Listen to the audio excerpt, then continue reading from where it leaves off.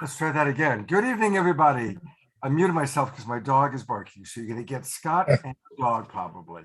Welcome to Saturday Night Alive for the Global Peace Tribe. And that's you, the Global Peace Tribe, watching us live on Facebook, watching us on YouTube, and all the wonderful people in the Zoom room with us. And I want to invite any of you that are watching us on Facebook or on YouTube, come on into our Zoom room. We have a really fascinating group of guests. It's an amazing topic. Already in our early Zoom room show, we learned so much. So this is an opportunity by coming into the Zoom room to interact more directly with us. And it's easy to do that. Go to globalpeacetribe.com, globalpeacetribe.com, and register. It takes about 60 seconds.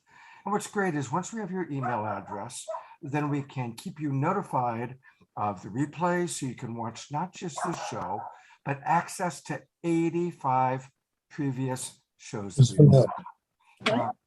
And so it's a wonderful thing to do. So join us.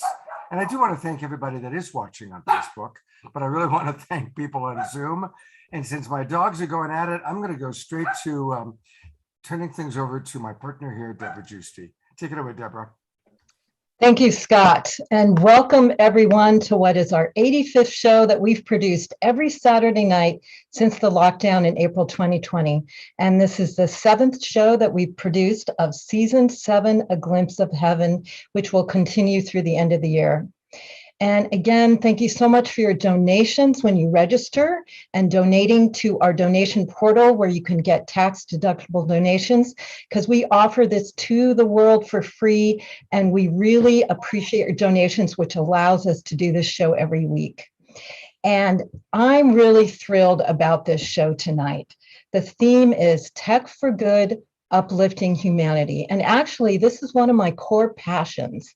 As soon as I realized about 10 years ago that there's actually a movement in business and technology occurring now that is to create technology for good for the upliftment of humanity, I was all in. This movement is led by the movers and shakers and evolutionary thinkers of the tech industry and business who have had their own personal journeys of awakening and are now devoting their resources, their finances, their projects, and their vision to serve the upliftment of humanity. Imagine a world where AI and other cutting-edge technologies are no longer manipulating and diminishing us, but are contributing to this new world that we are building now that supports all of humanity towards healing, communications, expanded services, and where this technology is moved into the hands of the people in our communities to serve the people in our world. So our esteemed guests on Saturday Night Alive tonight are doing exactly that. They're creating whole new possibilities taking place now. The Tech for Good movement is growing in power, and these amazing presenters tonight and thousands of other leaders like them are doing this now. And you're going to hear their stories inspired by this new world empowering. And we are also going to experience that how new technology can support the arts, because we have musicians tonight that use technology in their art for beauty and enhancement. So this is going to be an amazing show that will be inspiring and enlightening in so many ways. And I'd love to introduce the esteemed guest of presenters now. I want to introduce Dan Mapes, who you heard on our pre-show. He's the inventor of Spatial Web and founder of Versus Technologies, which is a spatial AI company which helps to create the next generation of AI-powered metaverses that also protects users' privacy and stops hacking. Welcome, Dan, to our show tonight. Great to be here, Deborah. And we will have Julius Makarauer. He's a managing director of Evolve Ventures that funds companies that elevate consciousness and end personal sufferings. Their philosophy is that change starts from the inside, and we are all capable of evolving consciousness. Thank you for being with us tonight, Julius. Thanks, Deborah. Great to be here. And we're so pleased to have Tom Chi. He has impacted the tech world significantly as the former head of Google X, which created the Google Glass and pioneered the self-driving car industry. He's also the founder of @One Ventures, which funds companies and regenerates planetary health. Welcome, Tom. Hey, good to be here. And we're thrilled to also have Edward De Leon Hickman. He's an outspoken crypto economist, Bitcoin investor, and CEO of Amnonta, a revolutionary technology company with the mission to create a radical new economic system that generates a universal basic economy for all global citizens. And we're also going to feature Lucian Tarnotsky. He's a world-renowned community creator and designer who has been honored as a young global leader by the Davos World Economic Forum. He's a curator of the network United Planet Games to envision and create a new world we all would wish to live in. And our musicians tonight all use technology to bring forth their incredible music. We are going to have Cornflower back again. He's one of our favorite musicians of Saturday Night Alive and has demonstrated the use of technology to enhance his incredible musical offerings. Welcome again, Cornflower. We are also going to be featuring Andrea Brook, Sonic Butterfly. She's an international installation artist, music, dancer, writer, director of yoga teacher, and transformational life catalyst. And she utilizes technology and beauty for soul-inspiring music transmissions. And we are also going to feature Yamanjo. He's the project producer, DJ, singer, multi-instrumentalist, Ben Harris. He's the embodiment of the ancient concept of music as medicine and brings intention and healing to the transformation of everyday production and life set. Welcome, Yamanjo. And we are also featuring the high-tech visionary art of Android Jones, brought to us by Wisdom LA. He is best described as a digital painter, and he uses his high technology for art. We're going to show some of his amazing work and describe Wisdom LA. And tonight's recipient for our Green Love with our funding campaign that we do every show is Saturday Night Alive for the Global Peace Tribe. As you know, we've been supporting organizations for every single show, generating about $125,000 in the last year and a half. And tonight we are going to support Saturday Night Alive so that we can continue producing these shows for you in 2022. And in supporting the Global Peace Tribe, we are supporting you to get these incredible programs. And we'll talk a little bit more about that next. But first, now I want to introduce our collaborator for this show. This is Ruby Ye. She's a dear friend who also has a deep passion in tech for good. And that's a lot of how we connect, as well as around deep spirituality, because she's a lifelong spiritual seeker. And her business passions revolve around social impact business, spiritual leadership, and empowering women's voices. She has had leadership roles in Fortune 500 companies. She's ran international divisions of several venture-backed software startups, and she was the founder of an angel-funded interactive TV community application company. But mostly, she's particularly passionate about community building and how the current internet technology will empower the masses on an individual and a connective level to bring more well-being and fulfillment for all. So thank you, Ruby, for helping to create this amazing show tonight. And let us know what inspires you and what inspired you to create this show. Welcome. So thank you, Deborah. Welcome to my Saturday Night Alive community, who I've been part of since they began it. So I feel so blessed and so grateful to have this opportunity because, as we all know, our world's accelerating so fast now. And one area is in technology. And I think most people are not aware that technology is actually going to bring a lot of good for the ills that we have in our world right now. So this is the reason why I wanted to have this opportunity to share with you the technology that's happening, but more importantly, the visionaries and the leaders of heart and soul behind this movement, because that's what's important. Because most of us are not aware that there's these, thousands of people like ourselves who have been on deep spiritual paths for much of our lives. And they've decided now to put their genius and their brilliance to create this better world, this opportunity for a golden age, as Dan makes. So again, I'm so happy to have this opportunity to introduce you to just a few of these amazing people for us to really have hope that technology is not going to diminish us, but is actually going to really help enhance our world and provide a more elevated consciousness for all of us. So thank you so much, Deborah and Scott, for this opportunity. Thank you so much, Ruby. It's just great to have you with us. And what an amazing group of people you've put together. Thank you so much. Hey, there's, I want to introduce one other couple that are with us tonight. We've got, perfect for a show like tonight, we have Dr. and Mrs. Future. And so we're going to hear from them. They also are known as Alan and Son, who happen to be two of my oldest and closest friends. So we are delighted to have, they've had their hand on the pulse of the future for 12 years through a weekly radio show where they've had hundreds of guests. And if I always want to know, okay, what's going on about something, I call Alan's son and they tell me about it. So welcome, Dr. and Mrs. Future. Thanks. Thank you. Thank you for having Scott. us. Great to be here. Yeah. We'll hear from you in a little bit. Yes.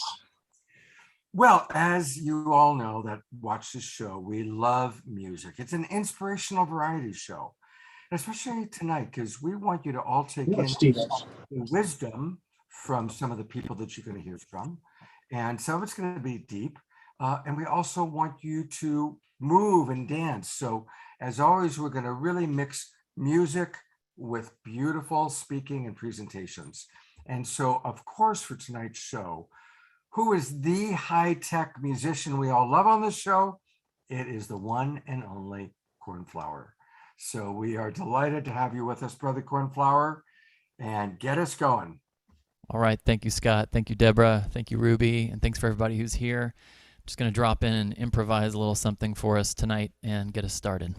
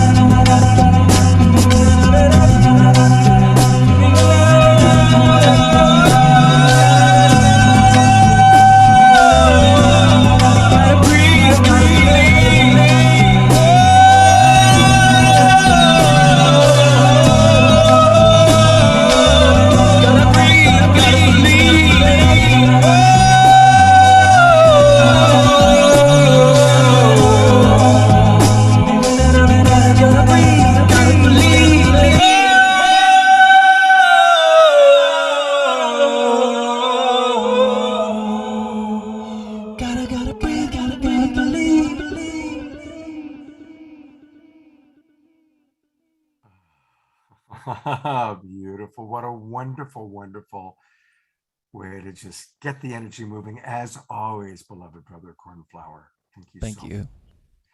And I so want to encourage everybody to support our musical artists. He's got a great website. It's cornflowermusic.com. Cornflowermusic.com. And he provides all sorts of wonderful things, live releases. He did a wonderful series of events for us. We just love Cornflower. And I want to really encourage people to join. You know, we've got to support our musicians. COVID has been as hard on my musical friends as anyone I know, because so many of their gigs, their jobs, the festivals, they're shut down, they're not happening. So let's support them. And a reminder for everybody to keep themselves muted, please. Thank you. And we're all coming from our living rooms. It's really wonderful to join, and it's easy. You join, and there's different monthly subscriptions. Yeah, this is I just released the first of the Sonic Source activation volumes. So the June 6th event we did together with Kristen Hoffman, I just released my 2 recordings from that, and that's available on my Flower Seeds Plus subscription service, which you can get for $3.33 per month. And you get everything. When you sign up, you get everything that I've ever recorded, over 70 hours of music, then monthly live releases, and this is one of them. And then next month I'll be releasing Sonic Source Activation Volume 2. Wow. Wow. So there you have it, everybody. Let's all go to cornflowermusic.com and join. Let's support Cornflower. And we're blessed. He's going to come back and do another number for us halfway through the show. Thank you so much, Cornflower. We love you. Thank you as always. Such an honor. And now to turn it over to our collaborative partner, Ruby and Deborah, to introduce our next presentation. Thank you, Scott. And we are going to begin with Dan Mapes. He did an excellent pre-show transmission on all that's going on, catching us up with what's coming down the pike in terms of the transformational universe with technology. Dan is an inventor. He's an architect of the spatial web, a new protocol for the next generation internet that will significantly transform our lives. He's also the co-founder of Versus.io Leaders, the new spatial web industry, with clients that range from Amazon, UN, EU, multiple. But he's also interested in meditation, a lifelong practitioner of yoga, peak performance, and has been devoted to this a long time as a spiritual practitioner. He's also passionate about the environment. He owns a 250 permaculture ranch and powered by solar. Isn't that someone we'd love to be at the helm of developing this technology now? This is the quality of people we have on the show, and we're so happy that you are with us here tonight. Dan and Ruby, would you like to start the discussion?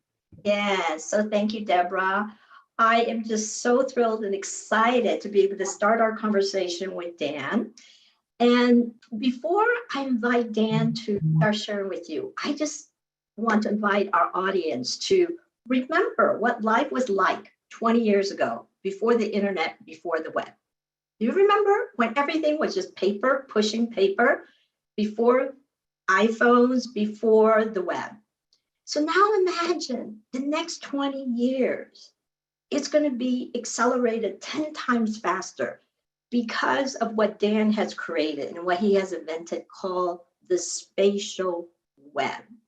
So it's not just about the technology, as I mentioned before, it's also about the human beings and the heart and the vision and inspiration behind why people like Dan is creating this wonderful kind of technology. So Dan, I invite you to share, first of all, what spatial web is, how that's going to transform our lives on an accelerated level, and also, you, Dan Mapes, what within your spiritual devotion and practice that inspires you to create this beautiful solution for all of us?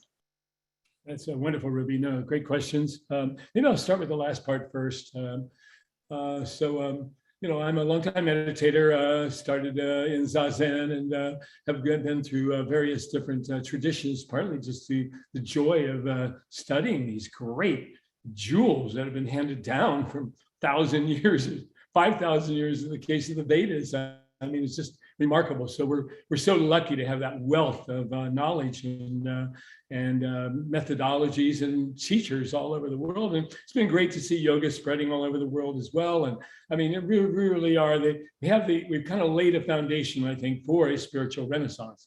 And with or without technology, I think we're really hungry for it.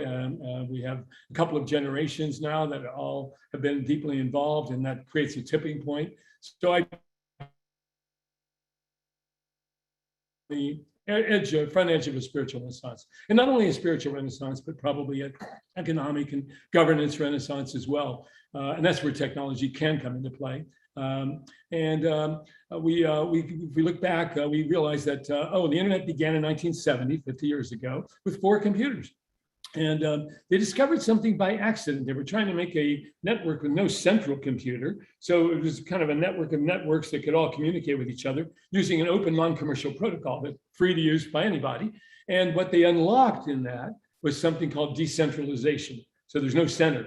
So we're really a network of networks, and every node is equal to other nodes. And that created exponential growth.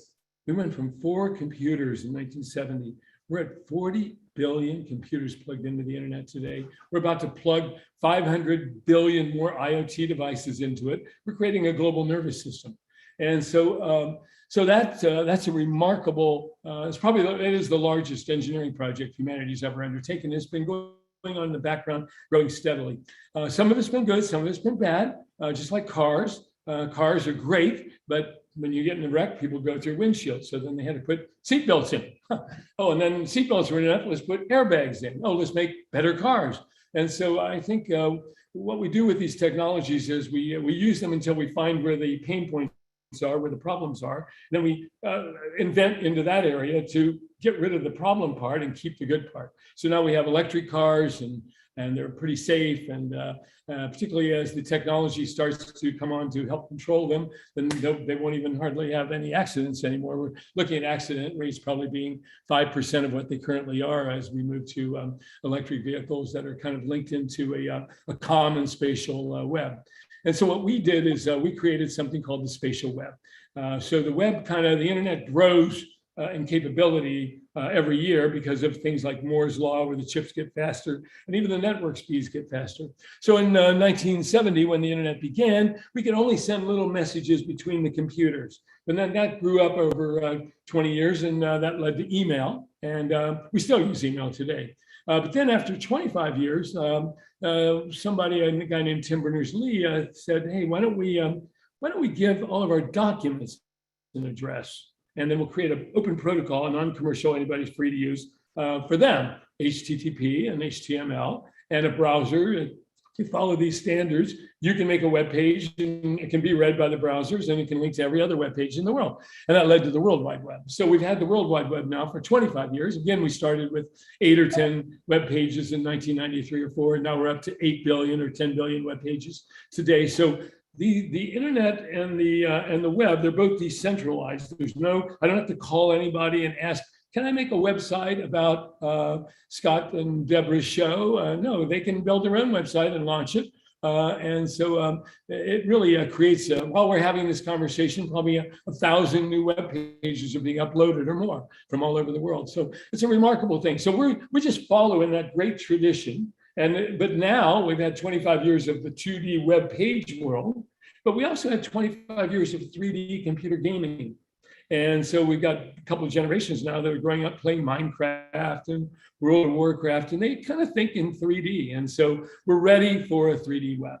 And so that's the marriage of kind of gaming and the web. It's making a 3-dimensional web. And we can do something called digital twinning. That means we can scan in a building, a hospital, for example.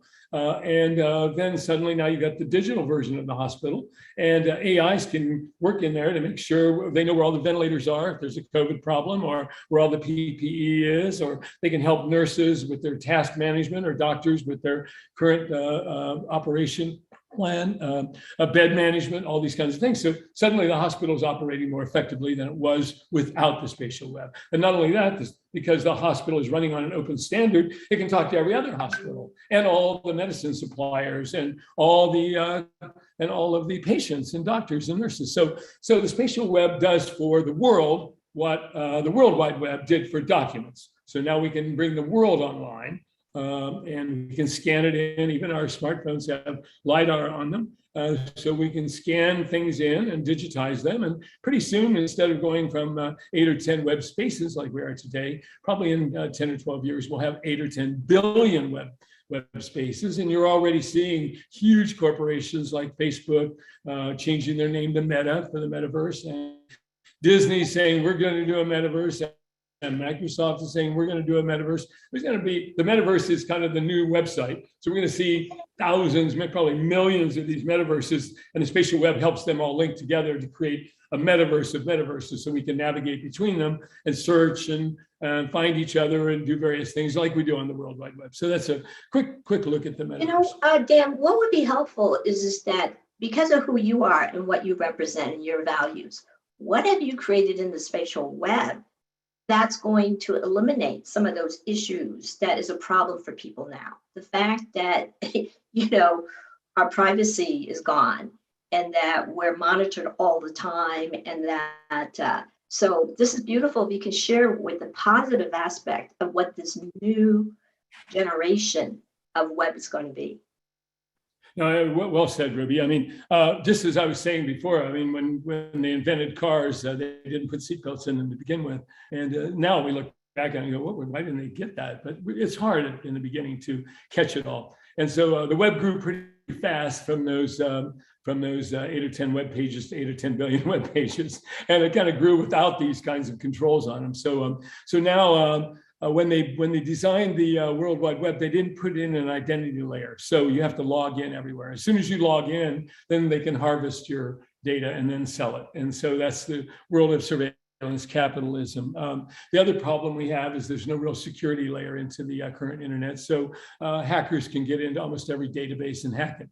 And then you can't really tell what's real and what's fake either. There's no real contextual understanding about where this came from and how trustworthy it is and that kind of thing. So again, just like we did with cars, we were able to look at that 25-year run and go, oh, hacking, tracking, faking are the big 3 problems. Before we put everything online, we better address those things. Otherwise, we're just going to scale it up to a real huge Skynet problem. And so hacking, certainly people are trying to hack Bitcoin right now. It's got over $1 trillion of Bitcoins on it, and they're not able to hack it. Oh, wow. So blockchains offer us some help against the hacking problem. And we're going to have AI running a lot on this internet. So AI draws on data. And if the AI is drawing on a hacked database, well, it's going to make bad decisions. So the combination of AI and blockchain is going to be a very important and powerful combination going forward. Then tracking, you have to log in everywhere with the current World Wide Web. No, in the spatial web, everybody has self-sovereign identity. You're a sovereign person. You own your data. Nobody can collect it.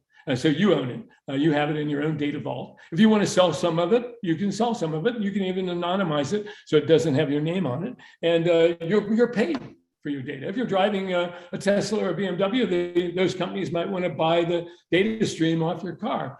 We've got ways of using these decentralized IDs so that you can't really identify who it's from, but they're getting the data they need to make a better car. So we are addressing the tracking, the surveillance capitalism, and the hacking, and then the faking, because now the spatial web is aware of location. So remember, we have no ID and no security and no location. The only location in the World Wide Web is, hey, this document's on this machine, but it doesn't have any sense of the world, really. And so now we have full location data built into the spatial web. Yeah. So, if something's coming in, you can probably give it a validity score, almost like a Yelp score, like, okay, this is probably trustworthy. It's coming from who it says it should be coming from. And the AIs can help us filter that. So that's a quick look at how we might address some of the current problems and create a safer, more private, and even a more abundant, from a wealth generating point of view, for individuals, for their data to be valued by them, not by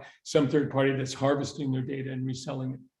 So Dan, to conclude, you've just talked about the practical aspects, because everyone, can you imagine that we're going to have a web that brings the power back to us as individuals, and bring the power back to us as communities, all right? Where we want to be able to, receive abundance for our data, which is like the new goal. And Dan, could you also address with what spatial web is going to be able to do in terms of supporting our creativity, supporting our entrepreneurialism, supporting this new life that we're going to be able to enter with more freedom to express our gifts and to pursue our joy? Because that's the possibility also with a lot of this technology you're creating. So with our last couple of minutes, would you be able to address that vision on a practical level for each of us? Yes, I think a lot of times we don't appreciate how far we have come. If you bring a Stone Age person here from 8,000 years ago, they're going, you guys are already living in a golden age. If we bring somebody from 1400 here in the Middle Ages, they're going, you guys already live in a golden age. But we know we can do it better. And we know that we want a renaissance around climate, around our even our deep spiritual practices, everything. We want to share that. We want to wake the world up in a really beautiful way. And Buddha, the word Buddha comes from awaken, right? I mean, so we want to wake up from this dream we've been in. Sometimes it's a bit of a nightmare, but no, I think we're on the front edge of a golden age. And so these tools, just like anybody can build a web page here, and pretty much anybody can build an app. Well, now we've got a whole new economic environment we're stepping into that's completely primal. There's nobody there. The spatial web is like it was for the World Wide Web in 1994. Jeff Bezos and his wife Mackenzie were on their knees and knee pads putting books in boxes and shipping out books, and that's how Amazon got started. Jerry Yang was a graduate student at Stanford, kind of making note of the coolest websites, and that became Yahoo. So you can begin simply, and when you catch the early days like this, and grow with the spatial web. But you've also been hearing about the metaverse. I mean, we're going to have extraordinary. People have seen Ready Player One, the movie, that kind of thing. So we're going to have millions of metaverses that together link up and interoperate to create really the metaverse, if you will. It's the metaverse of metaverses, right? Just like Burning Man is 70,000 people, but it's not really 70,000 individuals. It's really 1,000 camps. And so they're little tribes, and they interact, and together they make a tribe. And so we're going to, I think, see kind of a little bit of a retribalization and working together to create, share these beautiful spiritual practices that all of you are really addressing in your personal lives here, and new economic models, new ways of making money. So I think it's an extraordinary moment for all of us. Dan, you've just given us so much wisdom, and I want to let people know that there's a lot more at Dan's organization, spatialfoundation.org, the spatialfoundation.org. And I really appreciate that you've established this foundation. And I love what it says. The spatial web is a hyper-integrated, contextually aware, and ethically aligned network of humans, machines, and AI. I appreciate that you've got it in that order. So, Thank you. So Dan, thank you so much. And what I would just encourage all of you is just to remember spatial web. Literally, we appreciate Tim Berners-Lee for creating the web. And this is the whole next generation, the spatial web. Thank you again, Dan, for your commitment, your devotion. Thank you so much. And really, Om Shanti, Shanti, Shanti. Let's rock and roll. Thanks, Dan. And thank you, Ruby. And we're going to see and hear a lot more from Ruby and her other amazing presenters as the show goes on. One of our favorite features that we have now are the Wisdom Jewels. And the Wisdom Jewels are created every week by Jay and his partner, Jan. There's Jay Mayer, our executive producer. So here we go. Let's take a look at tonight's Wisdom Jewels.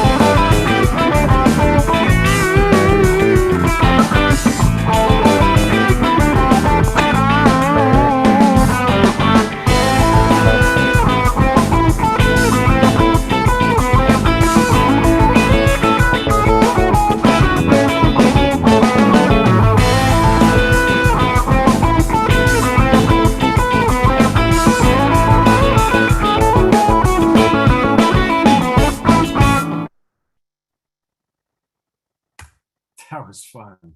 Good job, Jay. Thank you so much. And everybody remember, if you haven't checked out Light Touch yet, Light Touch is a wonderful, wonderful practice. You've heard us talk a lot about it, and so definitely go check it out. I'm going to bring Deborah on because we are going to talk about our fundraising for this week.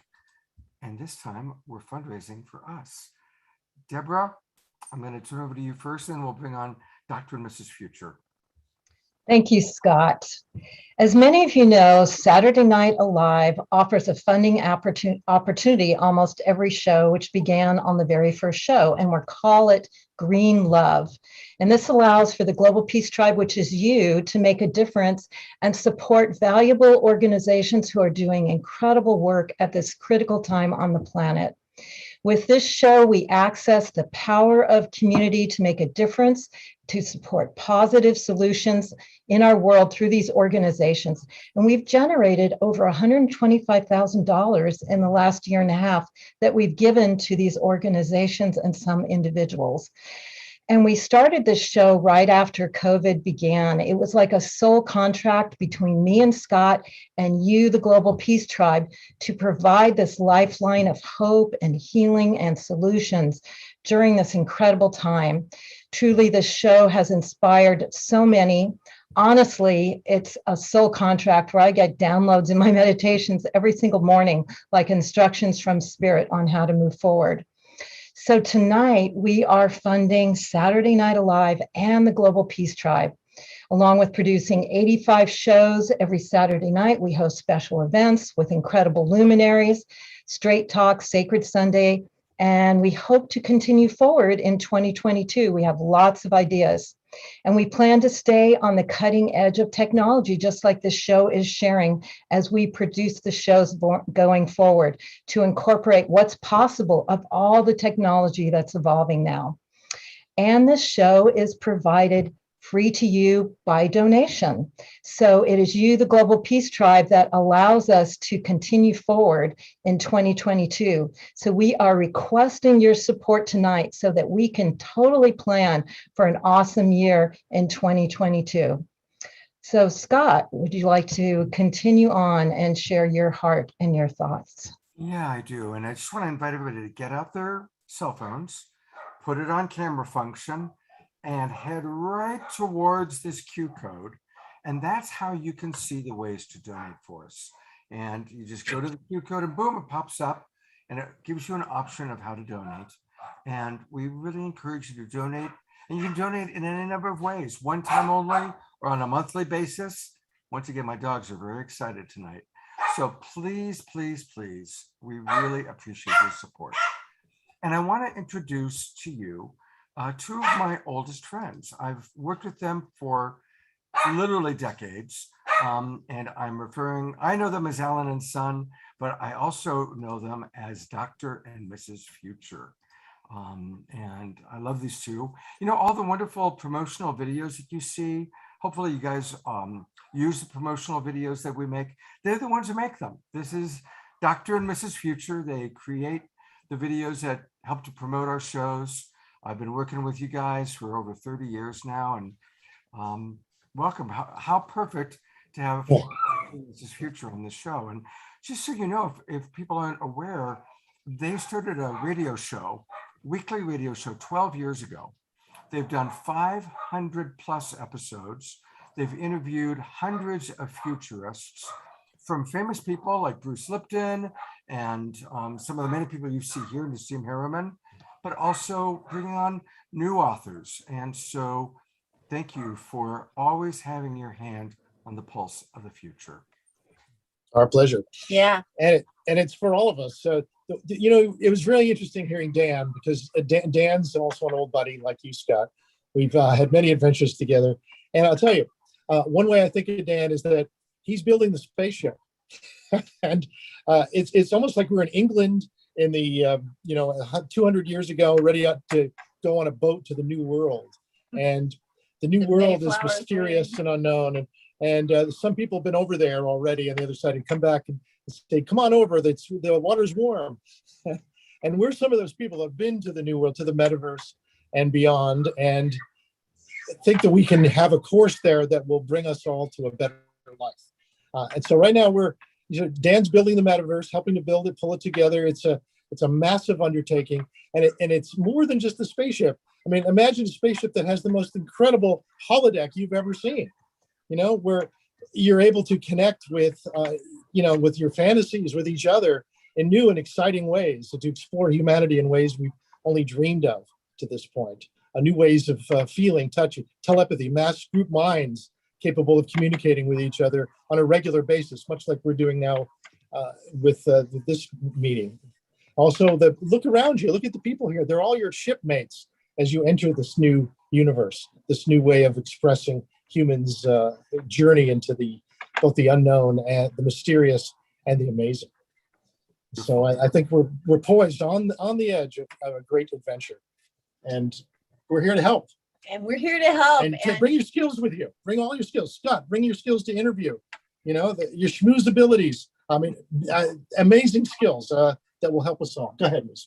Well, just to amplify, we here, members of the Global Peace Tribe, have been doing something really special with the leadership and the container that has been created by Scott and Deborah and all of the people who have brought their gifts to this community, including ourselves. And we know that when the times are tough, this is how humanity gets through it, is we bring our best selves forward.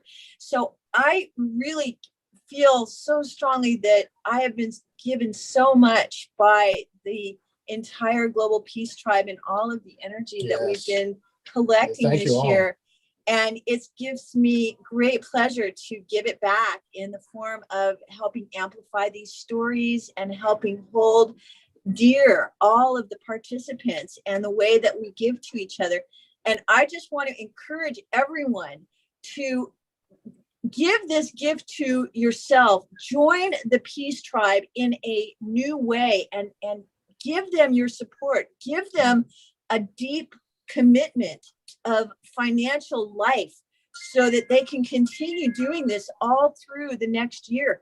If everybody who's listening were to donate $100 or $500 or whatever you feel you can bless this tribe with, you will find that investment will be a seed that grows into something so beautiful you can't even imagine it.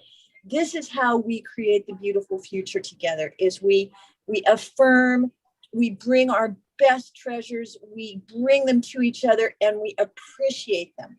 So I just want to encourage everyone to support GPT and support all of this great energy and to keep showing up in these beautiful ways. I'm so grateful. Yeah, and we are. Yes. Booking passage in our decentralized spaceship. Thank you so much. It was really beautiful. Thank you. Thank you so much. And thank you to everyone who's donating now. So much appreciation. Scott and I are going to take this and really give it back to you 1,000-fold. And know that on our donation portal, it's tax deductible, and it's supportgpt.com. If you're not seeing or not able to use the links in the chat room, it's supportgpt.com, and it's in our newsletters and on our website, globalpeacetribe.com. So again, thank you so much for that green love that's going to help us really manifest all that we can do together in 2022. So such deep appreciation. Thank you. Thank you guys so much.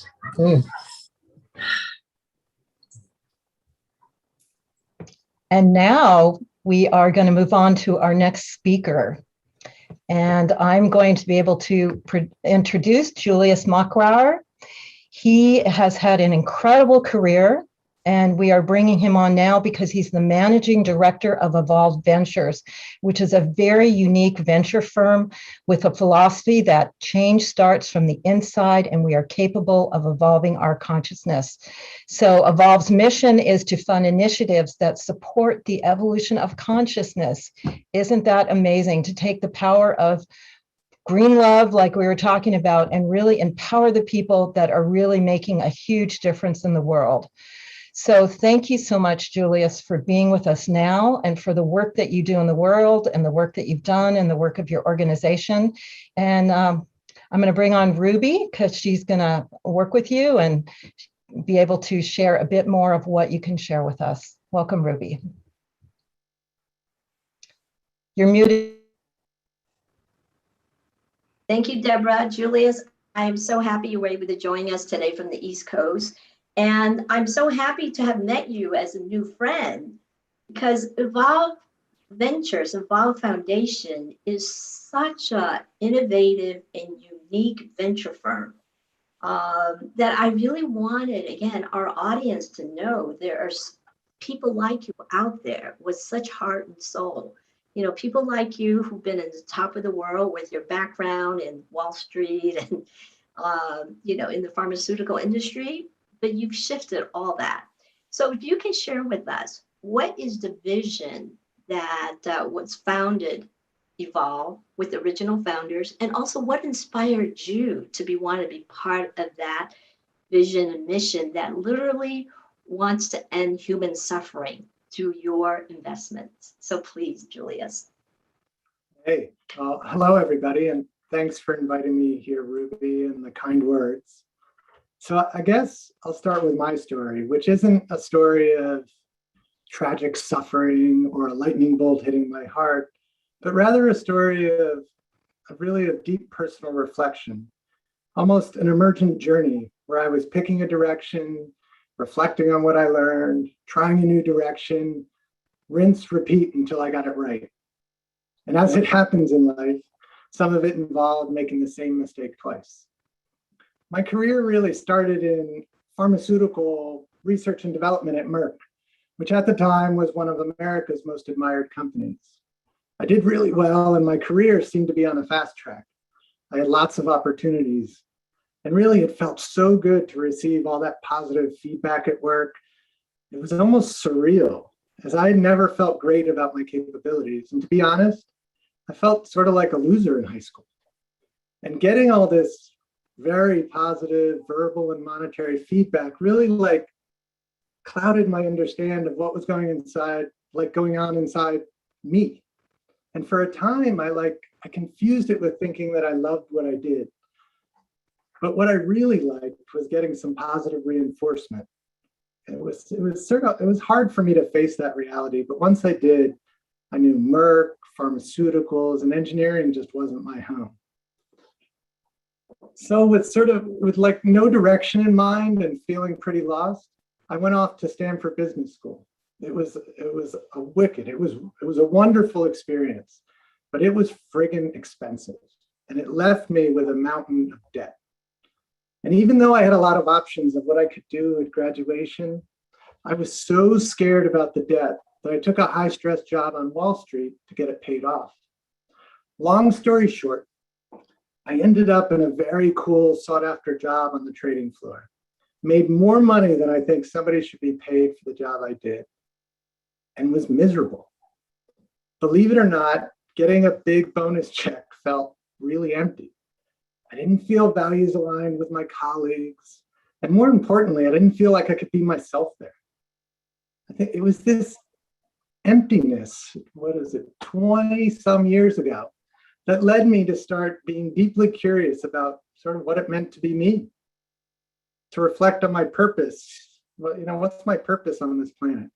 And while I wasn't sure exactly, I knew somehow that I wanted to do my part to make this world a better place. So over the next 7 years or so, the major jobs and projects I worked on started to embrace this idea that I wanted my work to have a social bent. And I think it was in 2008 or 9 when I really committed to it. I was around 40, and 2 of my really close friends around the same age had tragically died. It was a terrible period for me, for their families, and the young children they left behind. And what it made me realize is I didn't have time to take half measures. So I took a job where I thought I could use my skills to really help the world at more of a scale. And I started working for an impact investor. where we invested in for-profit companies that drive social change. And for most people I knew, taking this job was quite head-scratching, to say the least.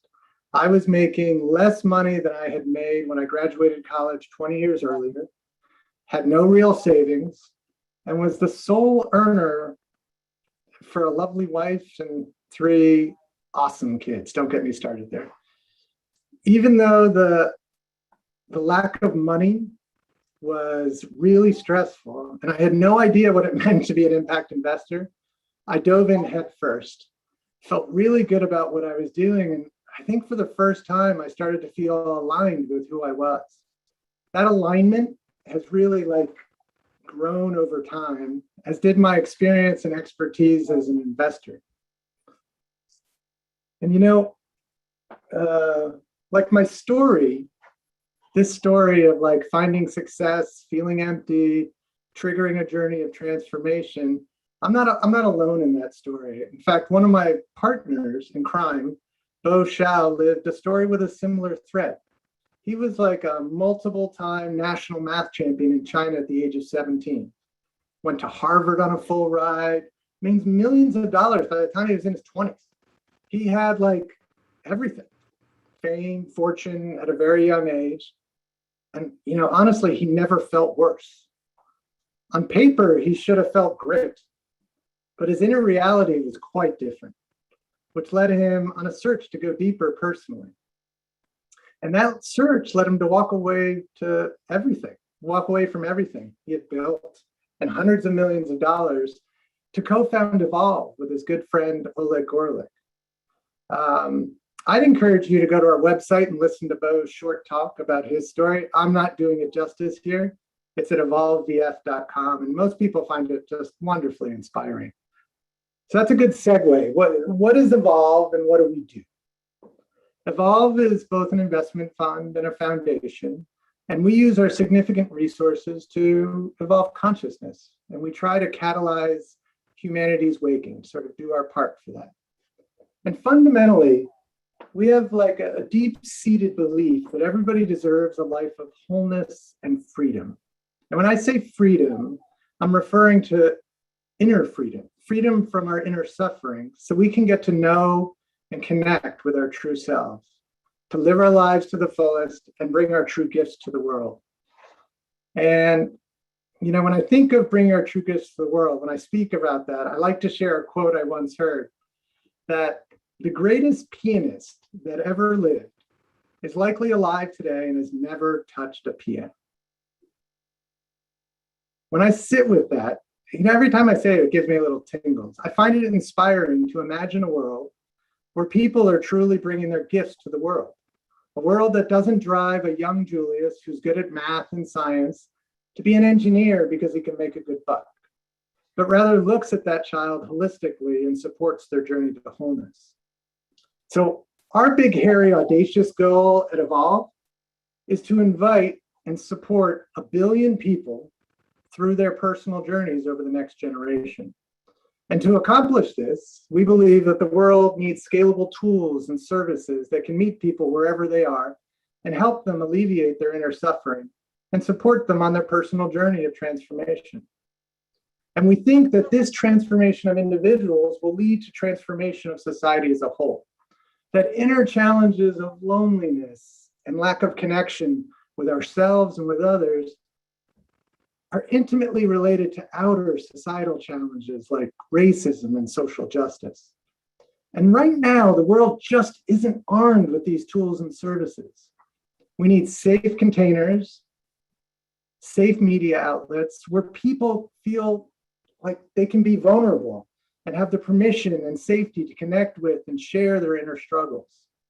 I believe this show is one example of how people are starting to recreate society with almost that, how do I say it, heart-driven philosophy in mind. And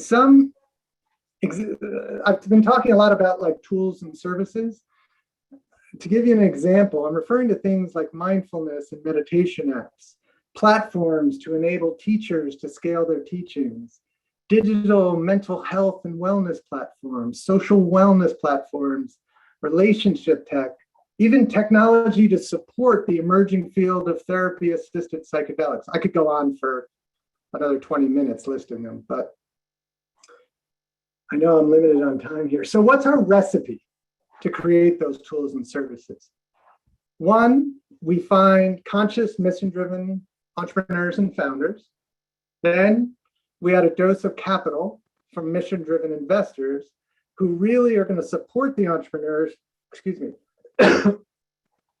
in maintaining their mission and not push them to grow and drive profits at the cost of deepening their desired impact. That's really important. And I think one of the final ingredients in the recipe, and maybe one of the most important, is the users of the tools and services, people like yourselves who value what these companies are doing for you in the world and are willing to support them at the early stages of their development by using their services, even if they aren't perfect, by giving feedback and thus co-creating their vision. I can't emphasize how important I believe that end users' commitment to all this is. So I've been pretty encouraged over the last couple of years as I'm starting to perceive an acceleration of consciousness in the works. Not only are our leaders shifting their focus and resources, but they're talking about it. Additionally, like consumers are redirecting their purchases to values-aligned companies. They're also investing their time and money in meditation apps like 10% Happier and Insight Timer, or buying long-form courses that help people go deeper from the Shift Network. And we're seeing corporates showcasing their values and how they're investing in the community. So it's just, I find that encouraging. Another leading indicator is at the university level. I teach social enterprises at Columbia Business School, and I see swaths of really talented young adults committed to figuring out how they can contribute to healing the world. So I don't know if you've like figured it out yet, but I have like the perfect, coolest job in the world for me. I get to work on something I deeply care about with rock star entrepreneurs driving amazing missions.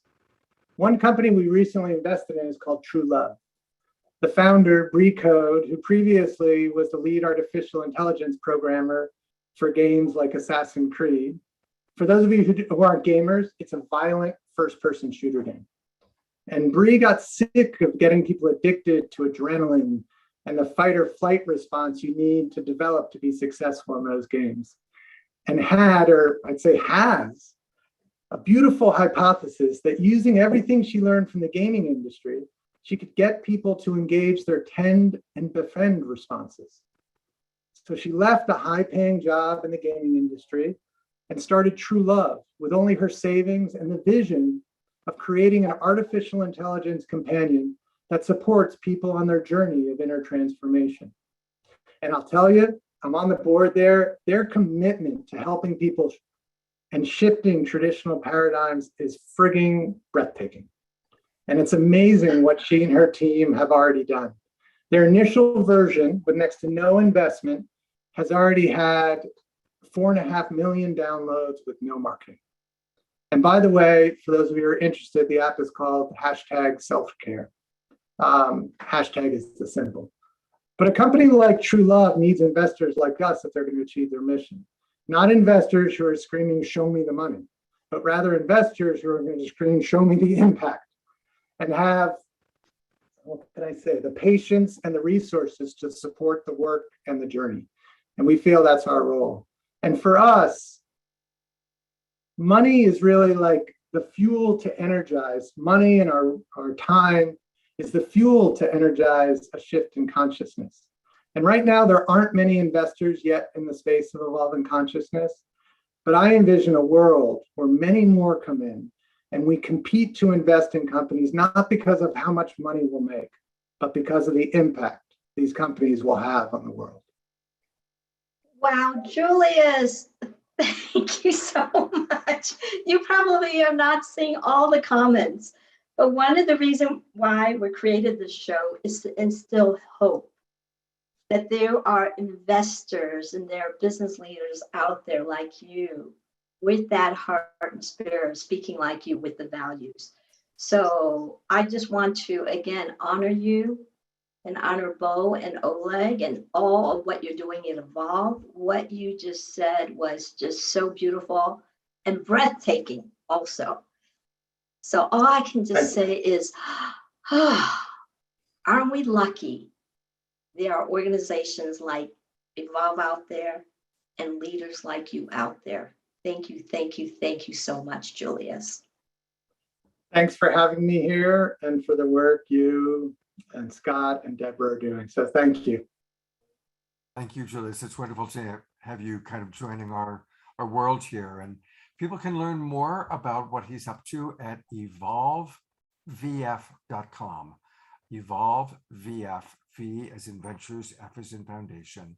EvolveVF.com is where we can learn all about Julius. And hopefully we'll be having Julius on the show again, because obviously he has a lot to share. Thank you so Yes. much. And Julius, I also love the part that you're saying there's not many venture funds like you out there, but your success and your model and, the need, the obvious need for what you do now, I hope is creating the movement, because that's what we're all doing together. We're all here together creating the movement. So thank you for doing your part on the venture and investment part. Beautiful. My pleasure. Thank you, Ruby. Thank you. Thank you, Julius. Thank you, Ruby. All right. Well, it's time for us to have a little bit more entertainment. And when we were putting the show together, I immediately thought of Andrea Brooke. You've seen her perhaps on the show before. She is the Sonic Butterfly. Now, it turns out that her husband is a filmmaker, and this weekend is the premiere of a brand new feature film that he directed and co-wrote. So that's where they are. But Andrea did a recording with me, a little interview, kind of specially for tonight. And then I have a really special video of hers to show you. So let's take a look and hear from Andrea Brooke. Hi, everyone. This is Andrea Brooke and Sonic Butterfly. I'm so happy to be back again on Saturday Night Alive. Hi to all of you out there. Thank you so much for last time for listening in on my new album release. That was very exciting. And now I want to talk a little bit in response to artificial intelligence and instead bring us into what I'm going to call innate intelligence, that which resides in us just in the very nature of who we are. And I'm going to take us back to the butterfly and how the butterfly emerges from the cocoon, which is where we are in the Ojai cocoon. And as it emerges, it follows its innate intelligence and it follows its internal compass in order to fulfill its purpose in the world, its natural purpose in nature. And what is our natural purpose in the world?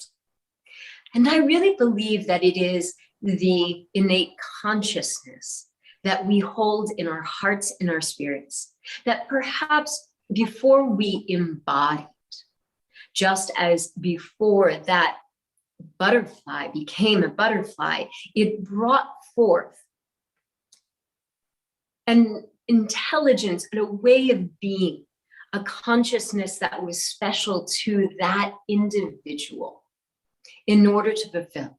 And I believe that's in each of us, in each of you, that every single person, by bringing their natural intelligence, by bringing that which is innate within them, the special programming that's happened in you, and we bring that out into the world and we fulfill our purpose, we really create the most magnificent world that we can have.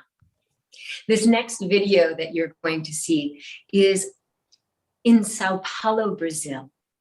For not only do I play Sonic Butterfly here in the Ojai cocoon, I also travel out into the world.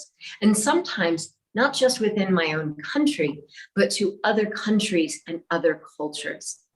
The video you're going to see is for a Christmas holiday festival that was taking place where I set up outside of a cathedral and strung the strings to a, what is it called? Stained glass window, literally to the stained glass window of this cathedral.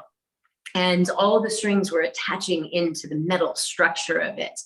And as I would play, I did 20 shows, and as I would play, fireworks would go off from behind me. And then the whole front of the cathedral had projection mapping on it. And so I look at this and I see this, think of all that innate beauty that was there, the stained glass window, the projection mapping, the fireworks, all these lights and colors, plus the lights and colors of Sonic Butterfly and of the performance. And I got up there each evening for a week and a half and shared with people who were just walking by on the street and coming out for the festival, and brought a little bit of that awareness of our own individual, unique purpose in the world and the celebration of that. Beautiful. So now we're going to take a look at this video all about putting it together. And it's such a wonderful example of an individual, this incredible visionary, Andrea Brook, who has this vision for being a sonic butterfly and takes it all the way to Sao Paulo. Really, really beautiful. Let's take a look.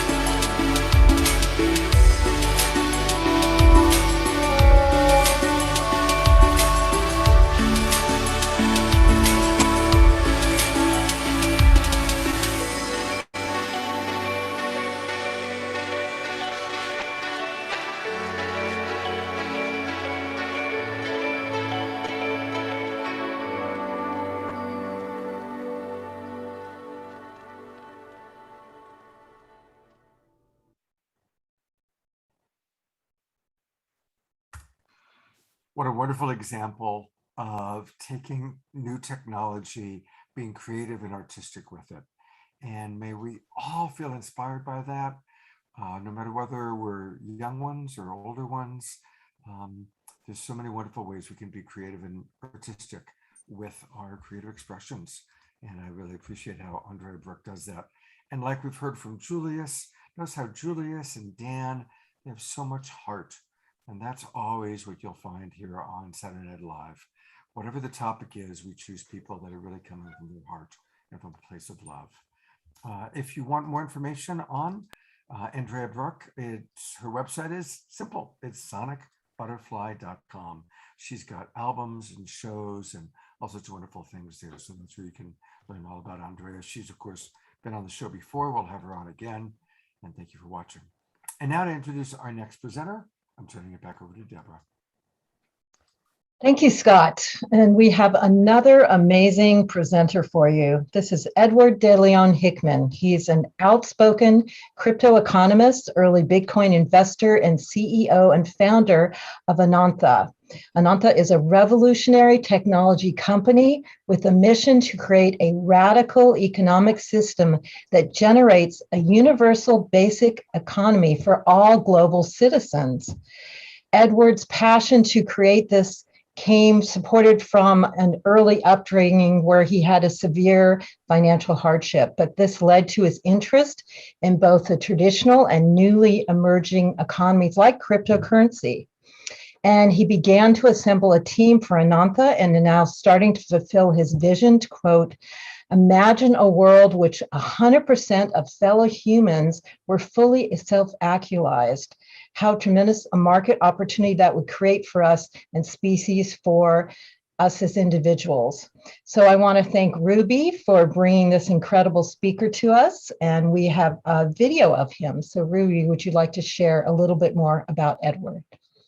Well, if you just go ahead with this video, Hello. Okay, go ahead. Well, I am so thrilled to be introducing you to Edward DeLong Hickman, because I met Edward 2 years ago at the launch of his company called Anantha.io.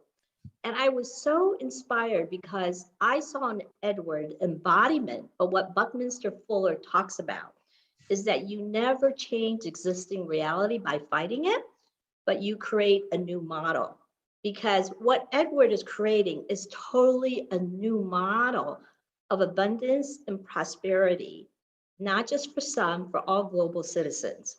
So a quote that I would like to share with you, I remember from his presentation 2 years ago, is imagine a world where 100% of our fellow humans are fully actualized. It's the dream, right?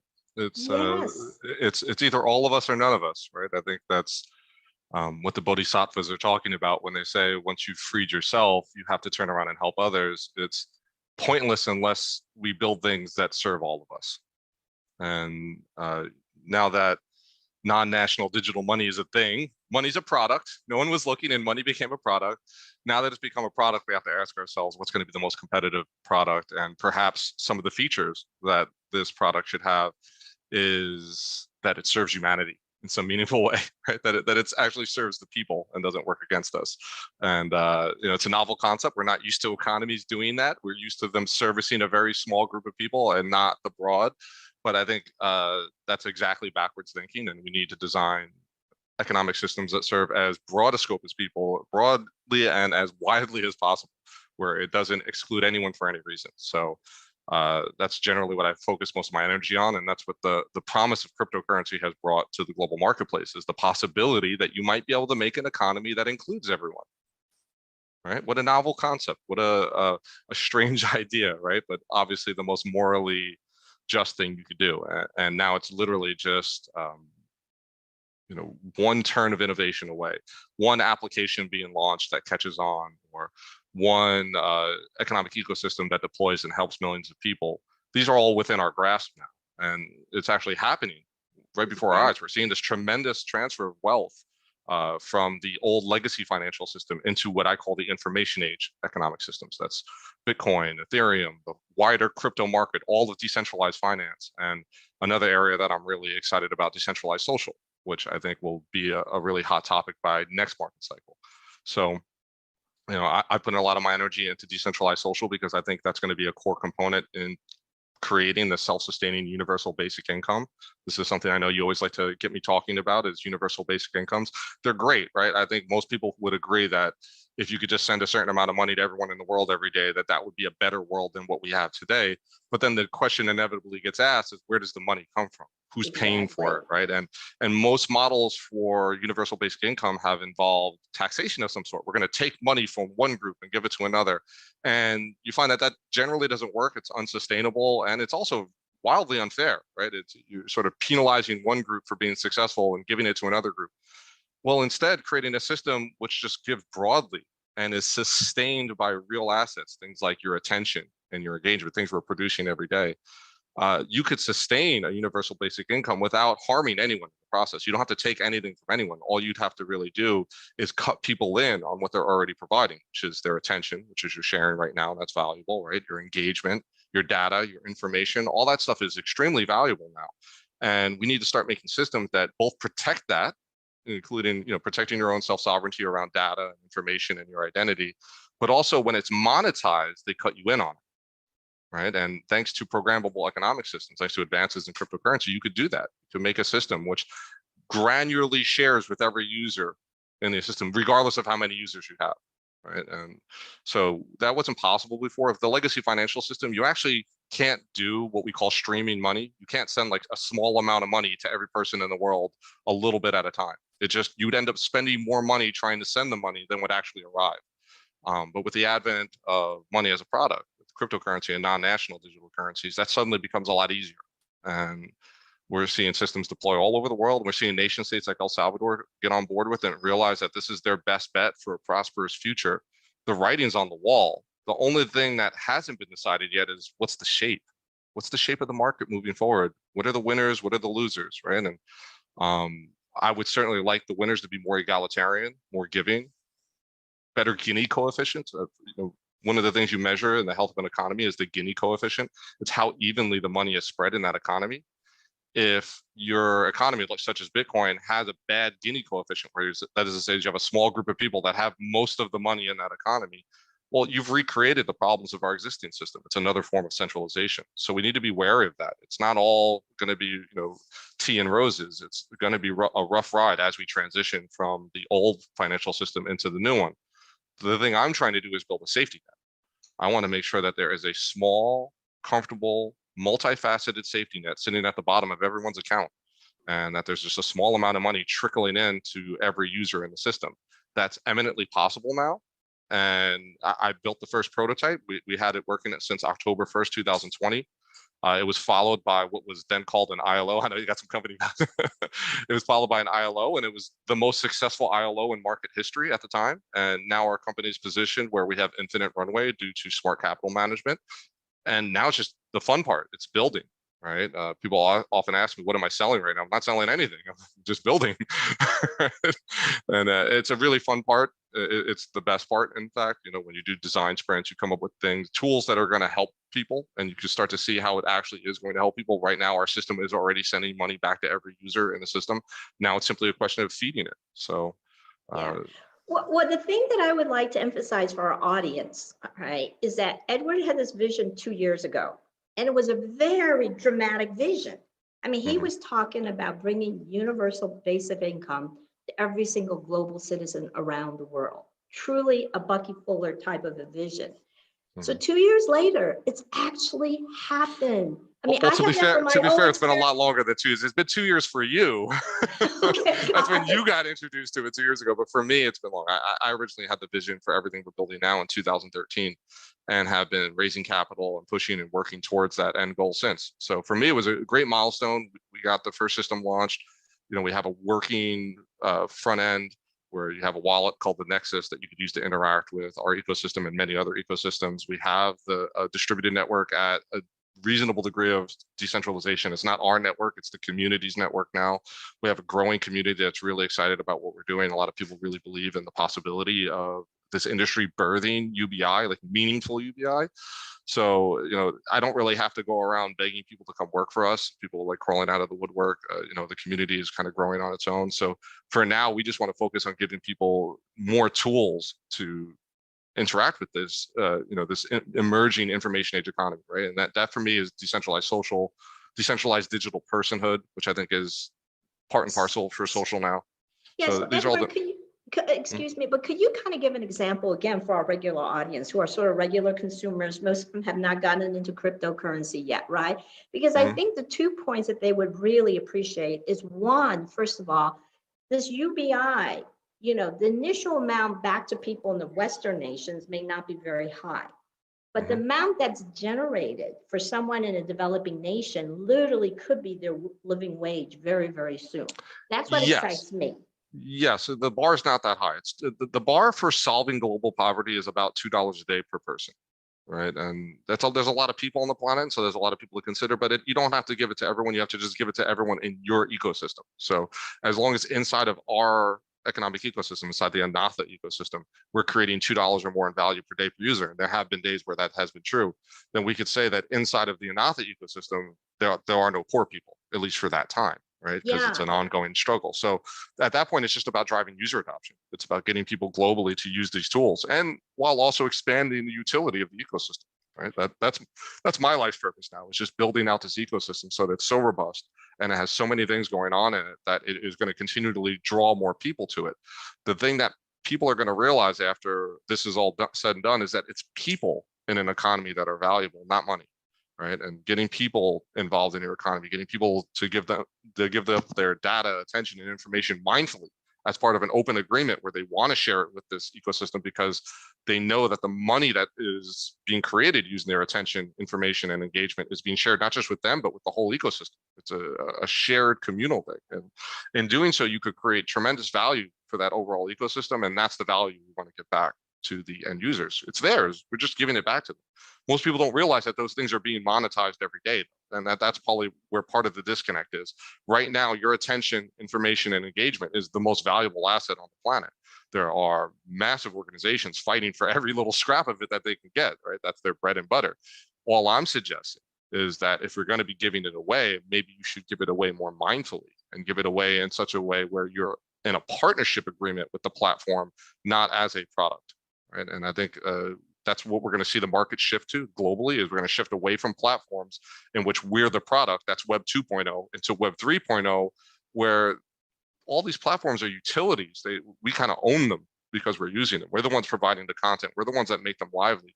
Shouldn't we also be viewed as a partner? We have a stake in it, right? What if you had a stake in YouTube? What if you had a stake in Google and Facebook and Microsoft and Apple, right?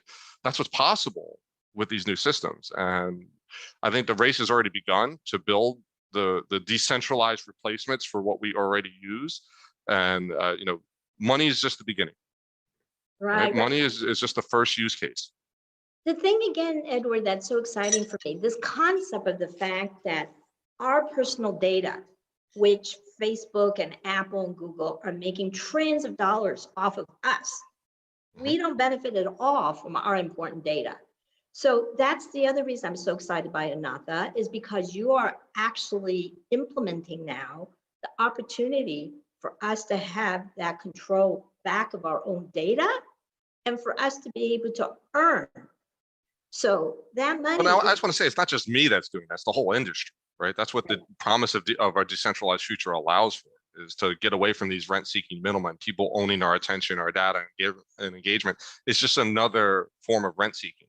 And we could get rid of those middlemen and create great efficiencies in our civilization. We could speed things up and share some of the wealth, right? There's tremendous wealth being created in the information age. We might want to share it with other people so that we could live in a better future, right? Even the wealthiest man in the world suffers from there being poverty in that world because he has to live in a world lessened by that, right? So we all benefit from solving poverty. This isn't just like it's not altruism. It could be completely selfish. I am so selfish that I want to live in a world in which there's no homeless people because, I can't stand it.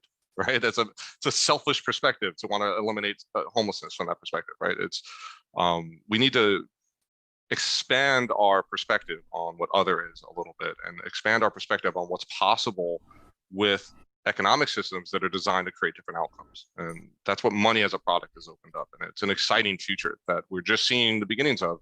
And it's already creating tremendous wealth for millions of people around the world. It's the fastest growing asset class in the world. Nothing is keeping pace with it. And as the global markets look scarier and scarier, cryptocurrency suddenly looks more and more attractive. It is a hedge against exactly what we're seeing in the world today, which is hyperinflation, most notably in the United States, where they printed more money in October of 2020 than they did in the entire combined history of the United States up until September of 2020. So, the writing's on the wall. These are scary times, right? And I personally look out at the fiat system and see a great deal of uncertainty and things that I don't like. So for me, crypto is a doorway outside of that problem. And I've been living there for a long time, and it's been tremendous for my life. And maybe it's not for everyone, right? I don't want anyone to think I'm trying to sell you on crypto. I'm simply describing what I've already experienced, right? I can only tell you what I've experienced, is that by riding on this new technology and putting most of my attention, engagement, and indeed my portfolio into the crypto markets, it's benefited me so wildly that it'd be impossible for me to talk about my life without also, proselytizing crypto a little bit. So I would just like to thank Edward that he was able to do this for us, because he's in the middle of a launch right now. And again, I hope that you all see it's amazing to have leaders and visionaries like Edward, who is creating these new systems, as Bucky Fuller says, that's just going to replace and render the old ones obsolete. And they're not doing it from the place of wanting power or control or wealth or fame. They're doing it from the place because they know that's what they want in their hearts. So thank you so much, Edward. Yeah. If people want more information, he's all over the internet. If you want to really drop into some of his videos, some of his lectures, you can find him on thriveglobal.com, and then just look up Edward De Leon Hickman or Google him. He's got a lot of wonderful YouTubes, articles, videos, and obviously a lot of wisdom to share. So, thank you, Ruby. And Ruby will be back with another one of her wonderful speakers shortly. But now it's a very special time in the show. We are one. We are one. We are one. Oh, yeah, yeah. Oh, yeah, yeah. Oh, oh, oh, oh. We are one. One love. We are one. One love. We are one love, yeah, yeah, one love, one love, one love, one love, one love, one love, one love. I love that video. Thank you very much, Jay, for creating it. And thank you, everyone, for your generosity, for all the donations coming in. It's really touching my heart. It means a lot to Deborah and myself. I want to thank all the people that are watching us on Facebook, as well as all of our friends that are in the Zoom room here. And there's still plenty of time for any of you that are watching us on Facebook to come on into our Zoom room. Just go to globalpeacetribe.com, globalpeacetribe.com, and register. And you can come into the Zoom room. There's a great chat going on with all of the different speakers and our kind of Global Peace Tribe audience. And there's a real community that we're growing here. And a lot of regulars that come to this show and our other shows, our special events. So come join us. Just go to globalpeacetribe.com. I also really want to thank all of our broadcast partners. Unify, thousands of you watch us every week on Unify, so we really appreciate our friends there. I also want to thank John and Summer Raymer, who have created the Sign Network, which gets us out over 100 plus Facebook groups and pages. Alan Steinfeld, his YouTube channel, and all of our other broadcast partners. I also want to thank the amazing speakers that are becoming part of our family. And this morning, I had the incredible, wonderful way to start my day by doing a pair of Zoom recordings with Lynn Twist. Lynn, of course, has been on our show a few times. She wrote The Soul of Money. Many of you probably know her through her work with the Pachamama Foundation. And she's going to be one of our guests on an upcoming show on December 18th. And I mentioned to her that we were starting a funding campaign, and she offered to make a little video for us. And so a wonderful, fresh out of the oven, baked this morning. Here's Lynn Twist with a little message for us all. Whenever you're ready. Well, this is Lynn Twist. I'm the co-founder of Pachamama Alliance. I'm also the president of the Soul of Money Institute, and I've raised hundreds of millions of dollars for the things I believe in.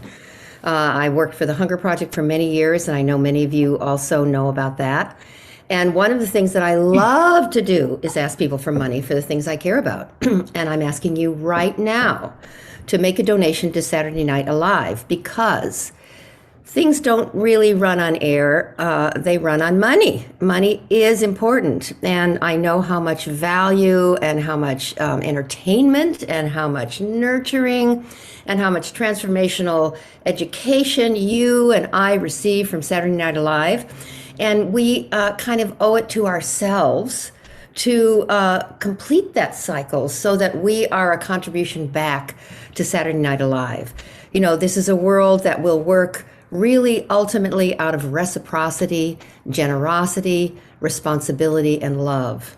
And that's, I know who all of you are, or you wouldn't be involved in Saturday Night Alive, because that's who it draws. It draws people like you, it draws people like me, it draws people who are awake, people who care, and people who know that giving back is really important. And there's many ways of giving back, like sharing with everybody about Saturday Night Alive. But right now and today and in this moment, the giving back I'm asking for, is a financial contribution, and one that is that makes you more alive, that makes you think, whoa, did I give that much? Did I give $500? Oh, did I give $5,000? Oh, did I give $750? Did I give $2,000? Wow, I can't believe I did that. But it was worth it, because what I get from it is so awesome, way more than what I contribute. So I invite you to make a contribution now. I invite you to go huge. I invite you to do something that makes you feel more alive, so that we can keep Saturday Night Alive going forever. Thank you so much, and just go for it. Oh, wow. You know, I got to say, I'm almost embarrassed. I mean, it's so much easier for me to pitch you on all the wonderful other things we've asked you to donate money to. Thank you. It's not easy to ask for me. So we're really grateful for someone like Lynn Twist, who's very good at asking for money. And to continue with our Global Peace Tribe announcements, here's my partner, Deborah. Thank you, Scott. And thank you, Lynn, for that loving ask. And thank you all for all your donations. This is really going to help us get everything together and continue in 2022. So thank you so much. You can also go to supportgpt.com, and our website, globalpeacetribe.com, has a donation button, and our emails always have it. So thank you so much. And another way you can help this grow is to promote us and promote our incredible videos that we have every single week, our promo videos for the next show. And we're going to show you that shortly, but I'm going to post that link in the chat room. And also it's in our emails, where you can just promote that video on Facebook or share with friends or email. That really helps to get the word out. Also, we're always looking for sponsors. If you want to get the word out to thousands and thousands of people all over the world, please connect with us and become a sponsor. Or if you have a superpower and want to be part of our team, if you really know how to do publicity, get the word out there, or if you are a superpower around business development, we're looking to grow this and create more of a team. So it's not always on me and Scott, but we can really all do this together. And if you'd like to volunteer, that's also on our website. I'm going to put all those links in the chat room, and you can always find it on our website and our emails. And one thing I'd like to share with you that we've been doing, which has been incredible, is creating special events. As you know, these speakers get about 10 minutes, 12 minutes to speak, but they have a wealth of information. So our next special event is going to be with Gary Zukoff and his partner, Linda Francis. It's coming into full alignment. They are best-selling authors. Gary is well known for his New York Times bestseller, the legendary The Seat of the Soul. And they are going to really drop in deep and teach us how to fully align our ego personality with our higher self. And what's really wonderful about these special events is we get to be personal and connected with them, ask questions, and have a whole 2-hour transmission and interactive experience with them. And this is coming up next Tuesday, November 16th from 6 p.m. to 8 p.m., just the same time frame we do this show. And of course, we'll have replays. So if you can't make it there, but you want to join this show, you can just sign up. Again, I'm going to put links in the chat room. And it's still $22 until tomorrow. And then it goes up to the price of $33. This is another way you can support Global Peace Tribe by attending our paid events that we do once or twice a week. So thank you so much for that. And we are going to share next about next week's show. We are collaborating again with Teresa Collins of Global Coherence Pulse.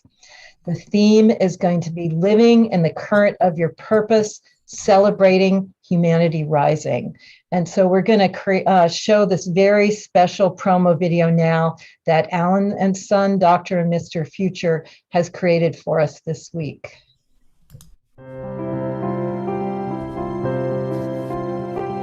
Are you ready to live a purpose-filled life? And do your part to hospice what needs our care right now? And midwife the manifestation of a more harmonious future? Are you ready to let love guide the way into how to best embody and contribute your unique gifts on behalf of the whole of life? What will it take to unleash your potential? Our potential. On November 20th, the Global Coherence Pulse will host another Saturday Night Alive show and carry the energy and intention from the Morning Pulse experience into the evening show. Living in the current of your purpose is the theme, and celebrating humanity rising our intention. Join this week's guest as we explore what it takes to live a heart-centered life of purpose and celebrate some of our accomplishments and growth over the last 18 months. Humanity is indeed rising. Our guests include Jim Garrison, host and co-creator of Humanity Rising, and our featured partner on the Morning Pulse. We have Ben Bowler, founder of Unity Earth, True Osborne, our featured preacher, Chloe Goodchild from The Naked Voice, and Marshall Lefferts from the Resonant Science Academy and Cosmometry. And our musicians for this session, Honey and Heart and Theo Grace. We'll also be joined by Wendy Grace with her spoken word elegance. And we'll close the show with a short Coherence Pulse meditation and pulse the planet and each other with our genuine love and care, and use this energy to fuel our passions and purpose. So join your co-hosts, Teresa Collins, Deborah Giusti, and Scott Catamas on November 20th for this heart-centered Global Coherence Pulse Saturday Night Alive double feature.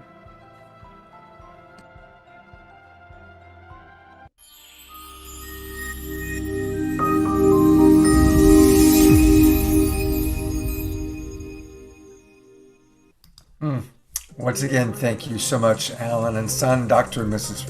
Future, Virtual World Studios, for making these amazing videos for us. They do a great job. I just want to make sure everybody understands next Saturday, really there's two events. Go to the Global Coherence Pulse daytime event and then come back to Saturday Night Alive for the evening event. And we really want to support both of those to be very successful. So join us. As always, Deborah and I are planning lots of wonderful shows down the line, and we're going to have a very special gratitude show on November 27th, where we're going to be hearing from some of our favorite luminaries, and we're going to be hearing from you, and we'll give you more details next week. We'll also send out an email, but we're going to create an opportunity for some of you to express your gratitude for whatever you're grateful for. So definitely plan on joining us on the 27th. We're really looking forward to that. I also want to invite some of you to a special Sacred Sunday show tomorrow. As you know, I do 3 shows every weekend, Straight Talk on Friday nights, this show, and then Sacred Sundays. And tomorrow we are having an online birthday party for one of our favorite people, Lori Grace. You've seen her here on Saturday Night Live. She's helped to sponsor some of our shows. She's a wonderful speaker and environmental activist. So come join us at 10 o'clock tomorrow morning. Deborah will be there, and a lot of your friends will be there as we celebrate and honor Lori Grace. It's going to be a lot of fun, and that's tomorrow. And I'll tell you about next week's Straight Talk a little bit later in tonight's show. But now it is time for some music, and I'm so grateful that Cornflower is back with us. He is, as you know, just absolutely one of our favorites. And Brother Cornflower, are you ready? I am ready. All Can you right, hear me? take it away, partner. Yep, we hear you. Wonderful. I just wanted to thank Scott, you and Deborah, and just this community for always bringing me in here to be a part of these amazing events. And I just want to send from my heart to everyone listening out there tonight, Gary Zukoff and Linda Francis, that event on Tuesday, for the price is such an amazing deal. These two are bringing wisdom that is so important to the world right now, and I really highly recommend you making the time and effort to get these 2 hours directly with them. It will be life-changing, I assure you. So anyway, now for some music. Thank you, Cornflower. Thank you. All right, love you all.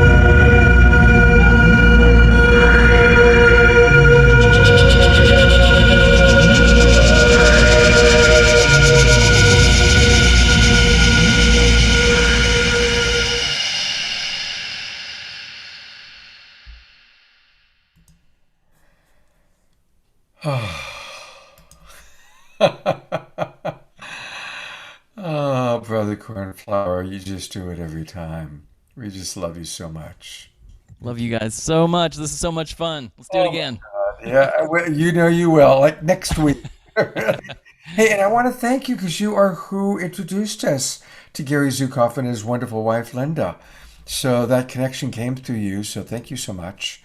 Oh, it's so grateful to get their work out into the world, and I mean they've changed my life. I carry their wisdom with me every day, in everything I do. How I feel my emotions and how I'm able to tune into what's happening when I'm feeling contracted, and where I go and how I deal with that. And so, we react every day, and it's not that humans are never going to, that we're going to stop reacting to the world. It's how we are able to return to coherency after we react, and learning about the body and the emotions and how they all work. And these guys, they have the tools for the times. And so definitely make sure you're there on Tuesday night. Thank you. You're right. As Deborah and I have had quite a few exchanges with them in setting this all up, and their understanding of the universal human and what we're capable of and who we truly are is so profound. And I've learned so much from them. And I've been around the block. Same for Deborah, I think. In fact, we're going to hear from Deborah in a moment. But before I go back to Deborah, just want to remind everybody, please go to cornflowermusic.com. If you have not joined yet, please click join and come in and join at one of his levels. And there's so many things that he offers. He's very, very generous with his music and all the incredible things. And let's support this beloved brother that we love so much. Thank you, Scott. And if you sign up to the email list or sign up to the Flower Seeds Plus, I'm going to be doing a live stream concert. It's be about a 2-hour event, just me solo, and would love to have you involved in that. I don't have the details yet because I'm still healing up I've been dealing with some stuff for the past month. So once I'm better, I'm going to be posting a link and sharing tickets to get in. And so I'd love to have you there for that. It'll be a lot of fun. Great. Well, definitely. We'll get the word out for it. Thank you. Thank you, brother. Thank you all so much. All right. And to tell us about our next amazing speaker, here she is. Here's Deborah. Thank you, Scott. And yes, this is such an honor to have Tom Chi with us tonight. His impact in the tech world has been extremely significant as the founder of @ONE Ventures and the former head of Google X, which created the Google Glass and pioneered the self-driving car. Several insights in Tom's life led him to leave the traditional corporate world. And since then, he's become the board chair of the Buckminster Fuller Institute, and he founded his own venture firm, @ONE Ventures, which is funding companies with disruptive technologies that are pioneering new industries and are actively regenerating planetary health. Bucky Fuller's advice to change reality is to create new models that render the old structures obsolete. So Tom is definitely at this, on a mission to find early stage startups that are destroying the industries that destroy nature. So thank you, Tom, for being with us. And Ruby, just go ahead and take it away with your bringing Tom onto the show. So Tom, thank you so much for being with us, because I know how busy you are with your young fund. I mean, you've already funded so many different companies with your first fund, and I know you're raising your second fund already. So Tom, you were definitely like at the top of your game. You worked for the major corporates like Yahoo and Google, and you were very well known as the lead of Google X. So what led you to leave that corporate environment and to go into this other direction? We'd love to hear that. Yeah. So I was reasonably successful executive in Silicon Valley. So before I was part of the founding team of Google X, I was a executive at Yahoo, helping to run a multi-billion-dollar business across 44 countries. And that all sounds great, and I had resources, so it led us to buying a house in Hawaii in addition to the place that we had in San Francisco. And because of that, I was living part of the year out in Hawaii starting in 2006. And our place was in a rural area on the very eastern tip of the Big Island, not too far away from just a beautiful coral reef. Really the most beautiful thing I'd ever seen with my eyes personally. And it was like a 3-minute walk from our house. And whenever I was out in Hawaii, I would spend a lot of time on that reef. And then in the year 2011, I basically saw it go from every color of the rainbow and, life kind of popping out of every pore into gray and brown and no life in just about 2 months. And what I had witnessed was basically a mass bleaching event. And because it was so sudden, like that, like our neighborhood was a rural neighborhood. So it's not like we opened a paper mill or had some big oil spill or anything like that. It wasn't really clear to me what happened. So I started talking with coral scientists, and they told me that not only had our reef died that year, but 10% of all reefs on the planet had died that year. Wow. And if you can lose 10% of the entire globe of reefs in 1 year, then natural next question is, well, how many years do we have left? So I found out from those scientists that we had about 35 years left. And this was back in 2012. So, subtract almost 10 years from that. And it means we have about 25, maybe 30 years before we completely extinct coral from the planet. So yeah, that basically just reset a bunch of timelines for me. Like initially I had been paying attention to the IPCC reports, but they were very focused on average temperature rise, average sea level rise by the year 2100, which kind of makes it, even though it's concerning, it makes it something that, maybe 2 generations from now, they'll be kind of facing it. And of course, you want to do some things in your life, but you kind of imagine, well, this is also going to be somebody else's mission, 40 years from now, 50 years from now. But when I saw that coral reef die and talked with enough scientists to find out how little time we had left, it just reset the timeline for me. And I had the realization that when I was born, it was actually before the first mass bleaching event in the ever recorded, which was in the early 80s. And that means there was no people that existed before I was born that could have done anything about reef loss because it just hadn't happened yet. Wow. And by the time that I die, then there'll be nobody who can do anything about it because we'll have extincted it from the planet. So it kind of resets things for you. It makes you realize that, well, only the people that are alive right now can do anything about it. And I looked around for a little bit, like, who is it going to be? And eventually I was like, I guess it's going to be me. Well, you are really one of the perfect people to be able to do it because all the, I actually first met you when I was in your rapid prototype class. Mm-hmm. So you really do know how to create things quickly and efficiently.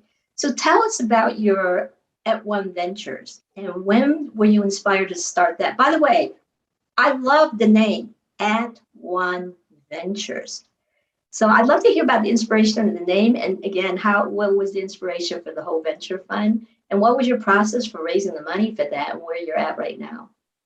So the name refers to being at one with ourselves, nature, the universe, and the purpose of the entire firm, not just any fund that we do, but we hope to do a bunch of funds out of the same firm. The point of the entire firm is to help humanity become a net positive to nature. It suggests that there will be a point in human history where humanity's presence on the planet, it will help nature be healthier every year that we're around, as opposed to at the current moment, every year that we're around, we find new ways to damage nature. So it's certainly possible, from the physics perspective, from the design of the technology, from many perspectives, it's actually straightforward to do. It's just we have never decided to do that before, and it's going to take us a little while to get there, but it's worth starting. And what our firm does is invest in disruptive deep tech, which has way better unit economics, way better environmental economics, with an eye toward destroying the industries that destroy nature and helping to build the industries that will help to rebuild nature. That's a radical statement to destroy the industries that are destroying nature. So Tom, well, what I was think it we've like? actually become major corporate protectionists, but like at the moment, we're at a point in history where trying to save 100 coal mining jobs is going to cost 10,000 lives, right? Like even the fact that it feels radical that industries might go away. Like 100 years ago, whaling was one of the biggest industries in the world. And I'm not sad at all that it's gone away. And I think 100 years from now, we won't be sad at all that oil and gas has gone away. So I think we should be just as ambitious about destroying the things we're done with as we are about, building the things we need to build. And we shouldn't be reticent because there's 100 coal miners. It's like, no, take care of the people, fuck that industry. I can see now why you're the chair board of the Bucky Fuller Institute. So, Tom, when you made the shift from corporate, to start raising your own fund, what was that like? I mean, because you were really, like I said, you were so well known in the corporate tech world. Did people think you were crazy? Was it hard for you to go out there on your own and raise that fund for something that's based on this, these kind of values? Yeah, you want to actually know the real answer, I think maybe a little bit interesting, is that I had the idea for doing this fund for a little while. And I was working at a venture firm and also venture partner at another venture firm, just kind of apprenticing and learning what I needed to know. And,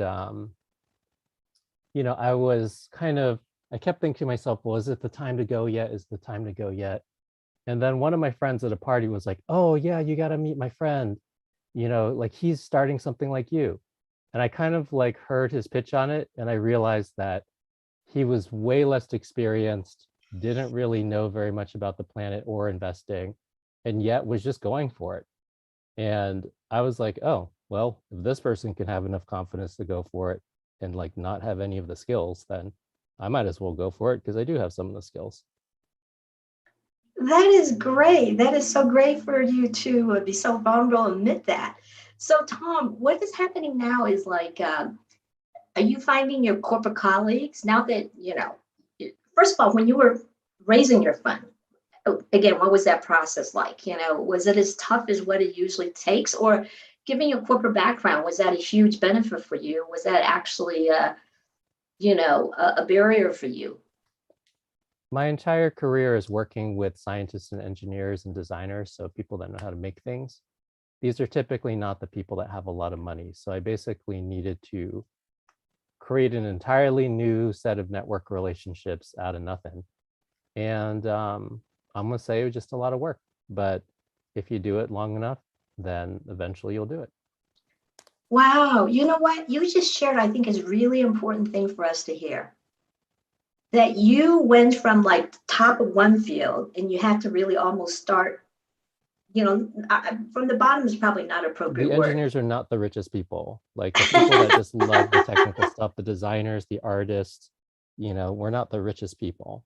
Like, but sometimes they know some folks and then you slowly network through and then you meet one or two of them and they're connected with other people. So you just help everybody that you can until you figure things out. So that is so inspiring for me and all of us to hear that we can go start something, later in life, in our middle age or whatever, even if we don't have any ground in that, for somebody like you. So now that your fund is very successful, you've got some amazing companies in the food industry and the energy and the regenerative, and you're already starting on your second fund. So I'm wondering, what are your corporate friends saying now? Are they kind of looking at you and are you kind of a model for them, saying, yes, it's possible to step out of that corporate and really go for what their soul and heart really wants to do? There definitely are folks that, because I've gone back and, spoken at events and also talked with folks that are kind of still in the big tech companies, and they see a lot of the, both, what the firm is doing and also just the jobs at the companies that we're supporting. And I think it's helping, little by little, people realize that there's a whole wide possibility in your career in something other than, collecting everybody's data and serving them ads. That's the smartest minds of our generation are currently serving you ads. And yeah, I think we could do a lot better than that. And yeah, I feel like, a lot of the folks that I've historically worked with look at the sort of companies that we're supporting, and it is a little bit of awakening. A lot of them are kind of pinging me lightly, like kind of inquiring how to leave what they're currently at. That is so beautiful, because if you were here, Julius was talking about that they recognize there's not that many venture firms like them. And them stepping out and speaking openly, they're hoping to be a model for others. And so I am so grateful. I'm so appreciative, someone with your background, that you're out there speaking openly about this also. And, making it more safe, shall I say, to step off the regular track. Well, I mean, I think you can do it through inspiration, and you can do it through, the creation of like a safe little passage. And also you can do it through tragedy, which is really how it all got done here, right? Like I could not have lived the rest of my life and not have tried to do something about what was lost. Mm. Like a coral reef is like a neighborhood. I knew where different fish lived. And to see them, all die, it's like everybody in your neighborhood dying. So I don't know. I don't think that we should be afraid of grief and tragedy. I think 90% of the time where people get lifelong motivated in a thing, it's because of a turn like that. And we'd like to talk about the 10% of the time where it's more driven by inspiration, or, somebody doing it so great with so much sparkle and love it. But grief is beautiful. Grief basically sharpens what it means to care about something. So, wow, that's so beautiful. I would just like to take a big sigh and big breath. So, Tom, that last statement you made was just full of beauty and humanity.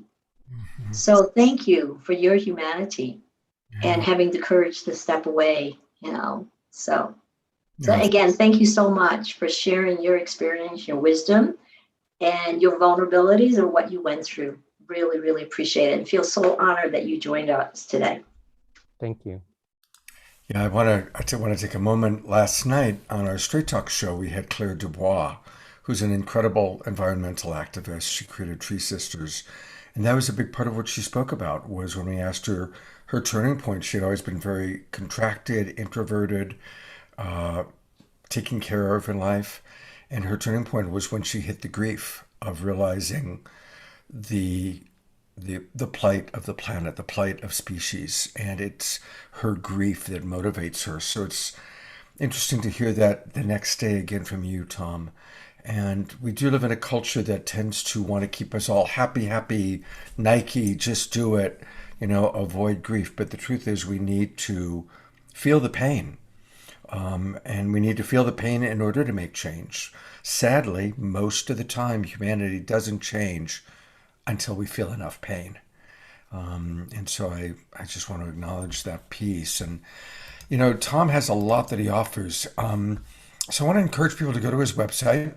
It's his name, tomchi.com, TOMCHI.com. And he's got some, his TED Talk and some really beautiful videos that you can watch there where we can get more of his wisdom and more of his really beautiful perspective. So go to tomchi.com. And once again, Ruby, thank you for bringing these amazing human beings, these wonderful souls. Yeah, really. I think that is the main thing, besides the brilliance and the genius and what they've accomplished. It's so inspiring and hopeful for me. Absolutely. Thank you, Tom. Thank you for what you're doing in the world. Maximum grace for you and your efforts and us all. Thank you. Thank you. All right. Well, we've started a new feature because the Wisdom Jewels was so popular. So now we have the Zen Corner every week. And this is also brought to us by Jay and Jan and Light Touch.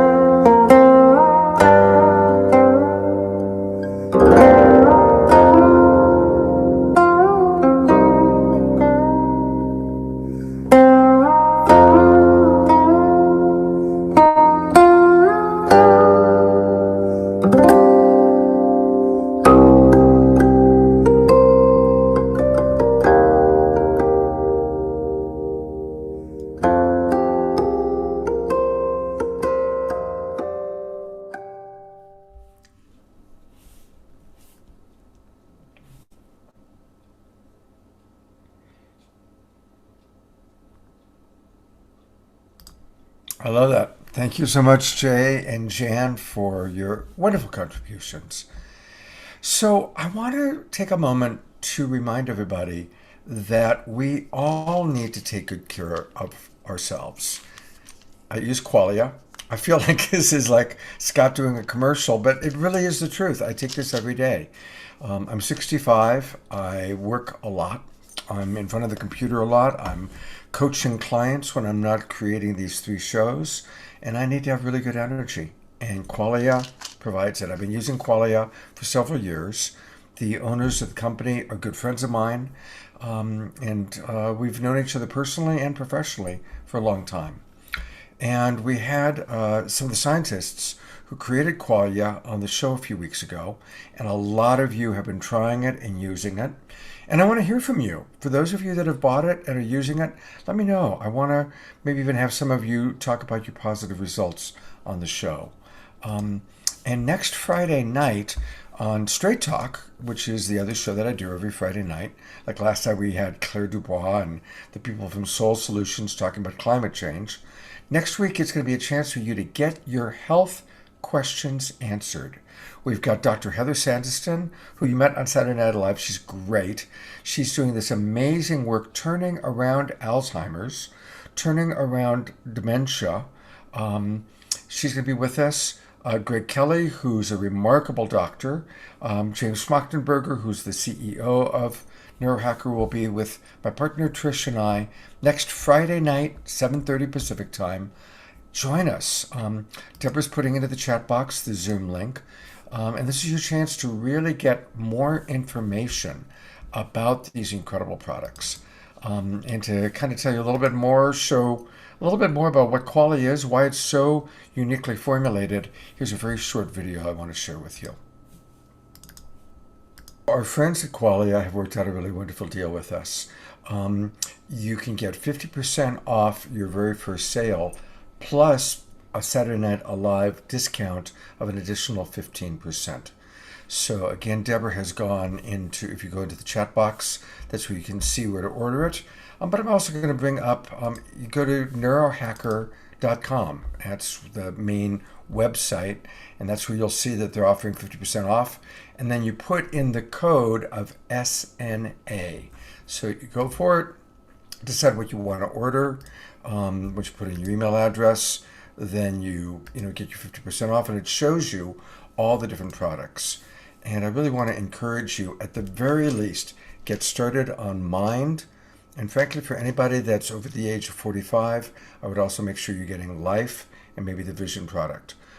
They can sell them in packages. Again, go to neurohacker.com. I'm really promoting this because I use it. It's great. I know these guys. I know the people who use it. It's a really good product, and we need it. Last thing I'll say is, the demographics show that the majority of people watching this show are 45 and up. And a lot of us are my age, 55, 65 and up. We need this anti-aging medicine. So that's why we're promoting it. I hope you'll join me next Friday night to converse back and forth with the doctors, learn all about it, and get some really good health. We all need that. All right, I get to introduce a brand new musician on our show. This is Ben, also known as Yamanjo. He was referred to us by Lloyd Barty. Thank you, Lloyd, for all the wonderful recommendations you make. And since this is his first time, I'm going to tell you a little bit about Ben. He's a producer, a DJ, a singer, a multi-instrumentalist. He's an embodiment of the ancient concept of music as medicine. He brings an intention of healing and transformation to every production and his live set. He was born and raised in the rich cultural stew of California's Bay Area. That's where many of us are. But he's also called Lake Atitan in Guatemala, his home, for the past 6 years. His original music is this amazing concoction of different blends. He has a lot of different influences, and we're really grateful to have you with us tonight. Thank you, Yamanjo, for joining us. Thanks for having me. Can you hear me okay? Yeah, you sound great. Great. So yeah, I was pleasantly surprised to hear about this coincidence that Tom lived in Hawaii because I just got back from touring in Hawaii for a month and played in Big Island and Maui and Kauai. And I have a really special connection to the Hawaiian Islands. And actually, both of the songs I'm going to play tonight were written on the Hawaiian Islands. So the first one is called Kalalau, and some of you might know about Kalalau Valley. It's a very remote and sacred valley on the island of Kauai, and it inspired this song. As much of my music is inspired by beautiful natural places that I've been. So please enjoy Kalalau.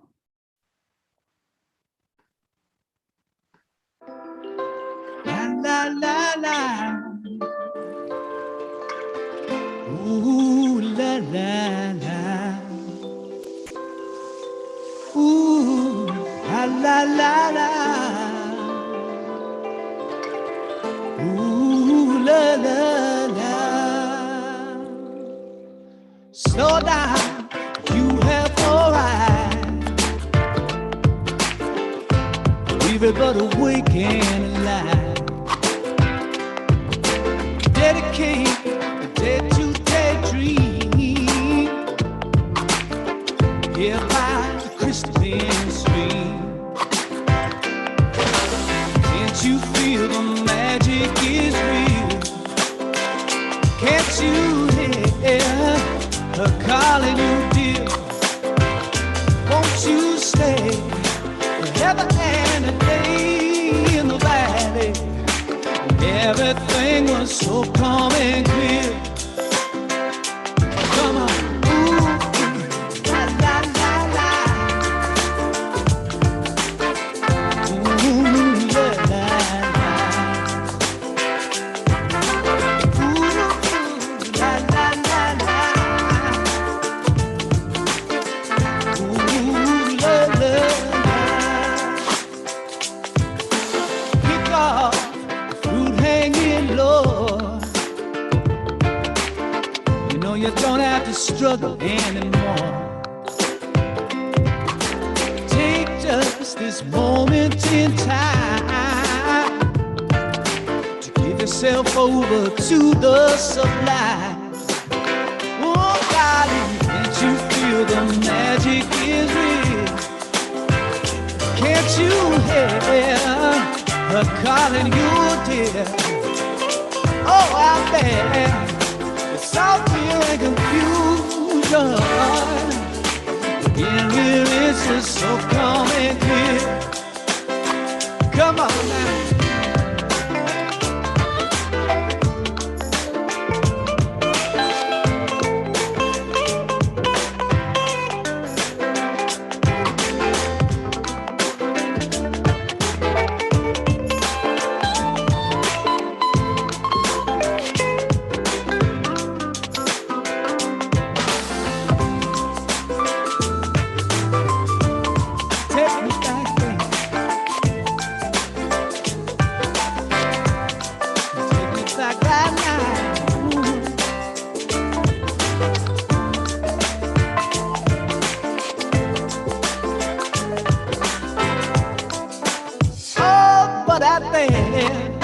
Suffering in the land, and we all gotta lend a hand, care for one another.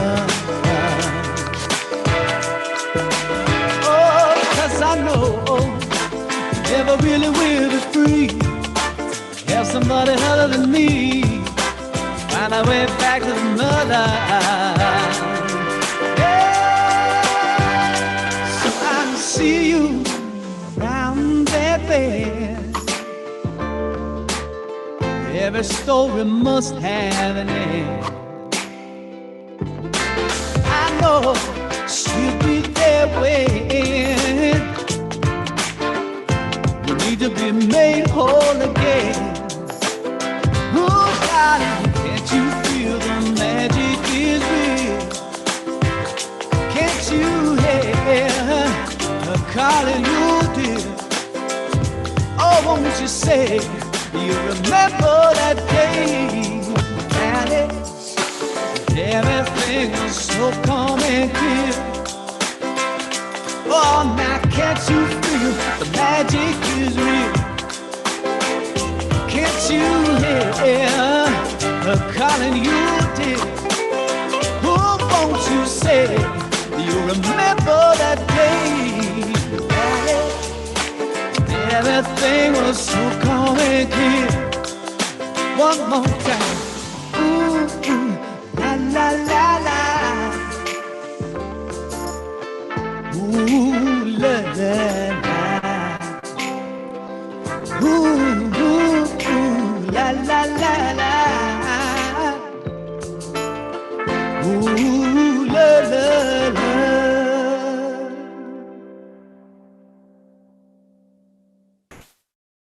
Oh man, that's beautiful. That's just beautiful. Thank you so much. Well, Oh, thank it you. was inspired by a beautiful place. Yeah. Hey, he's going to do a final song for us to close out the show. But you can find Yamanjo on Spotify. So definitely I encourage you to go to Spotify, just type in Yamanjo, and there he is with some really great music. And wow, what a wonderful new musical artist talent to have as part of our repertoire here. Thank you so much. Thank you so much. Really glad to be here with you. Thank you. Yeah, looking forward to having you back on, well, in a few minutes. So, all right. I'm going to bring Ruby on. She and I have been busy doing videos and interviewing some of the amazing people. And this next person that we're going to have a video of, he's in Glasgow attending the big conference out there. So he was not able to join us live, but I was really impressed. And I'm talking about Lucien Tarnowski. He's a world-renowned community creator and designer, and he's been honored as a young global leader by the Davos World Economic Forum.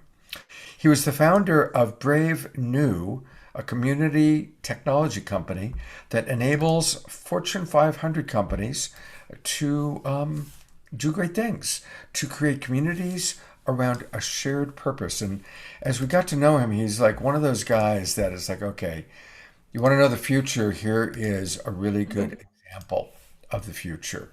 So much so that I immediately invited him to be on my Straight Talk show December 3rd, so we can go deep with him for an hour and a half. And that's what I like to do. I like to have my people I meet here on Saturday Night Live on Straight Talk on Secret Sunday so we can go deep with them. So Ruby, I think maybe I'll just go right into the video. Yes, please, please. Hello, and I am just so delighted to introduce Lucien Tarnowski to our audience because Lucien is such a world-renowned expert on community, and he really has a very unique perspective on community from not just a technology point of view, but also from true practice, and most of all, from heart. So Lucien, our connections has always been that we've been so passionate about community. So I'd love for you to share, what is it that you've always known about community in terms of its ability to create, unity and prosperity and oneness, and how do you see it evolving now? Thank you, Ruby. Well, hello, Saturday Night Live. Such a pleasure to be coming to you in advance from Glasgow from a very action-packed COP26. Which frankly was all about community as well. I think so much of our life is about returning to community, to common unity. And it's been an area I've been so privileged to be really kind of born into and dedicated most of my life to really the science and the art and the spirit of community. Exactly. And I would say that community is a fractal truth. We're born into community. We're born into relationship with others. It's where we come from. It's really how we've found our way in the world since civilization began. And in a way, we've had a bit of a kind of attack, of some sense, on communities. Since the Industrial Revolution, we've seen a breakdown in communities, and it's really can be seen in the fact that when was the last community that you saw kind of incorporated into having a bank account, having a group organization. You actually have to become something other than the community to be able to become economically empowered as a community, which doesn't make quite sense. And so we've seen all these hybrids like co-ops and now these new emergent organizations, which are kind of like community organizations called like DAOs, digital organizations there. That stands for decentralized autonomous organizations, which are like virtual communities coming together to be economically empowered, to have a shared purpose, a shared goal, and to go beyond these traditional structures of the for-profit company, the not-for-profit foundation, or the public sector organization. We need to kind of go beyond those schizophrenic structures of society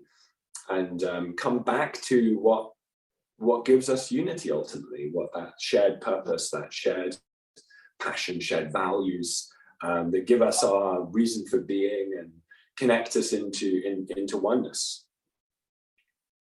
That's right. And, it's been exciting to see how you've been bringing community. You're traveling around the globe now, right? Really studying the social science behind community. You've taken what your experience, and, like a lot of people think of community like as being Facebook, right? Which is really kind of unfortunate perspective. So now you're looking at all these new models, as you mentioned. And so let's hear a little bit more about what you're doing now with your up games. You're taking it to the next level with the new technology and gamifying it, which is really exciting. So please tell us about that. Yeah, well, so I've been passionate about community my whole life, and I was really wanting to think through how can we empower communities to prototype the new world, to prototype the next system that's coming. So I'm sure we're probably all in agreement that this system we have is not really fit for purpose.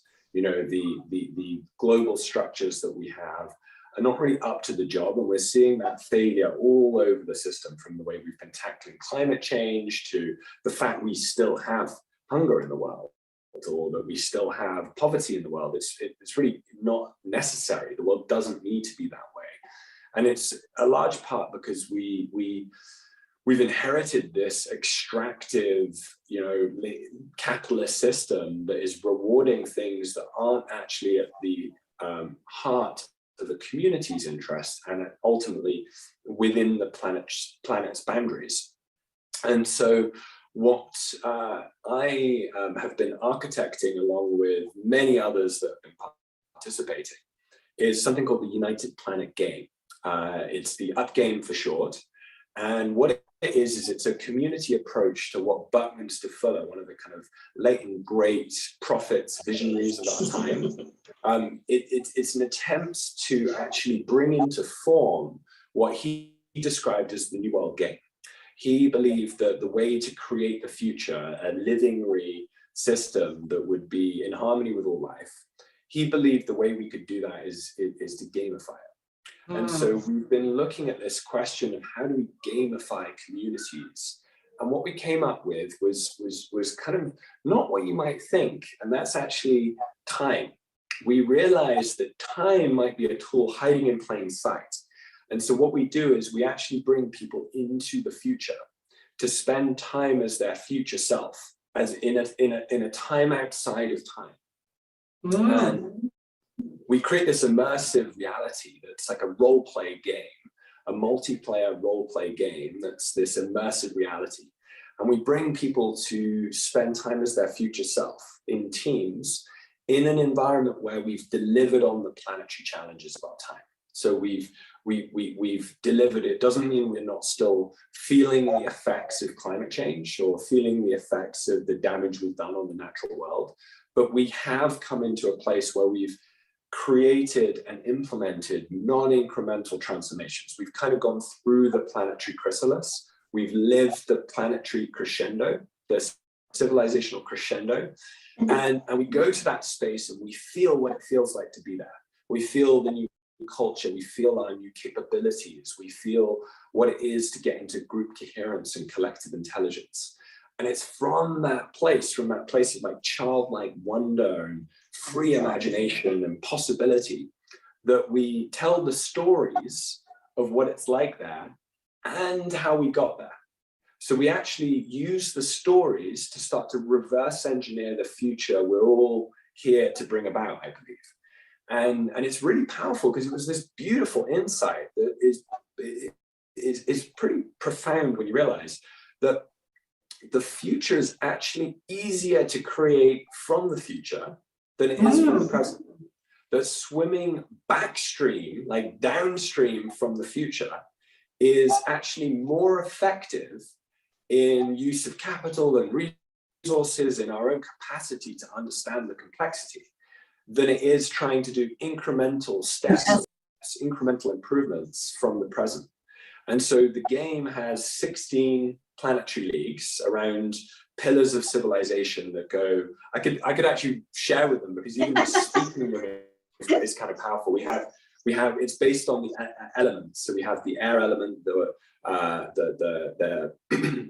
water element, the fire element, and the earth element. And for each one of those elements, we have 4 planetary leagues. And so air is health and well-being, it's thriving for all, it's planetary health, it's unleashing potential. And then we go into the fire element. And that's gender harmony, one for you, Ruby. That's ubiquitous energy. And then we go into wealthy commons and circular economies. And then we go into the water element, which is all about community abundance, water security, ocean stewardship, and peace and justice. And then the earth element is about food abundance. It's about infrastructure transformation. It's about regenerative cities and land stewardship. So we go on this journey through the year that's actually based on the Native American medicine wheel.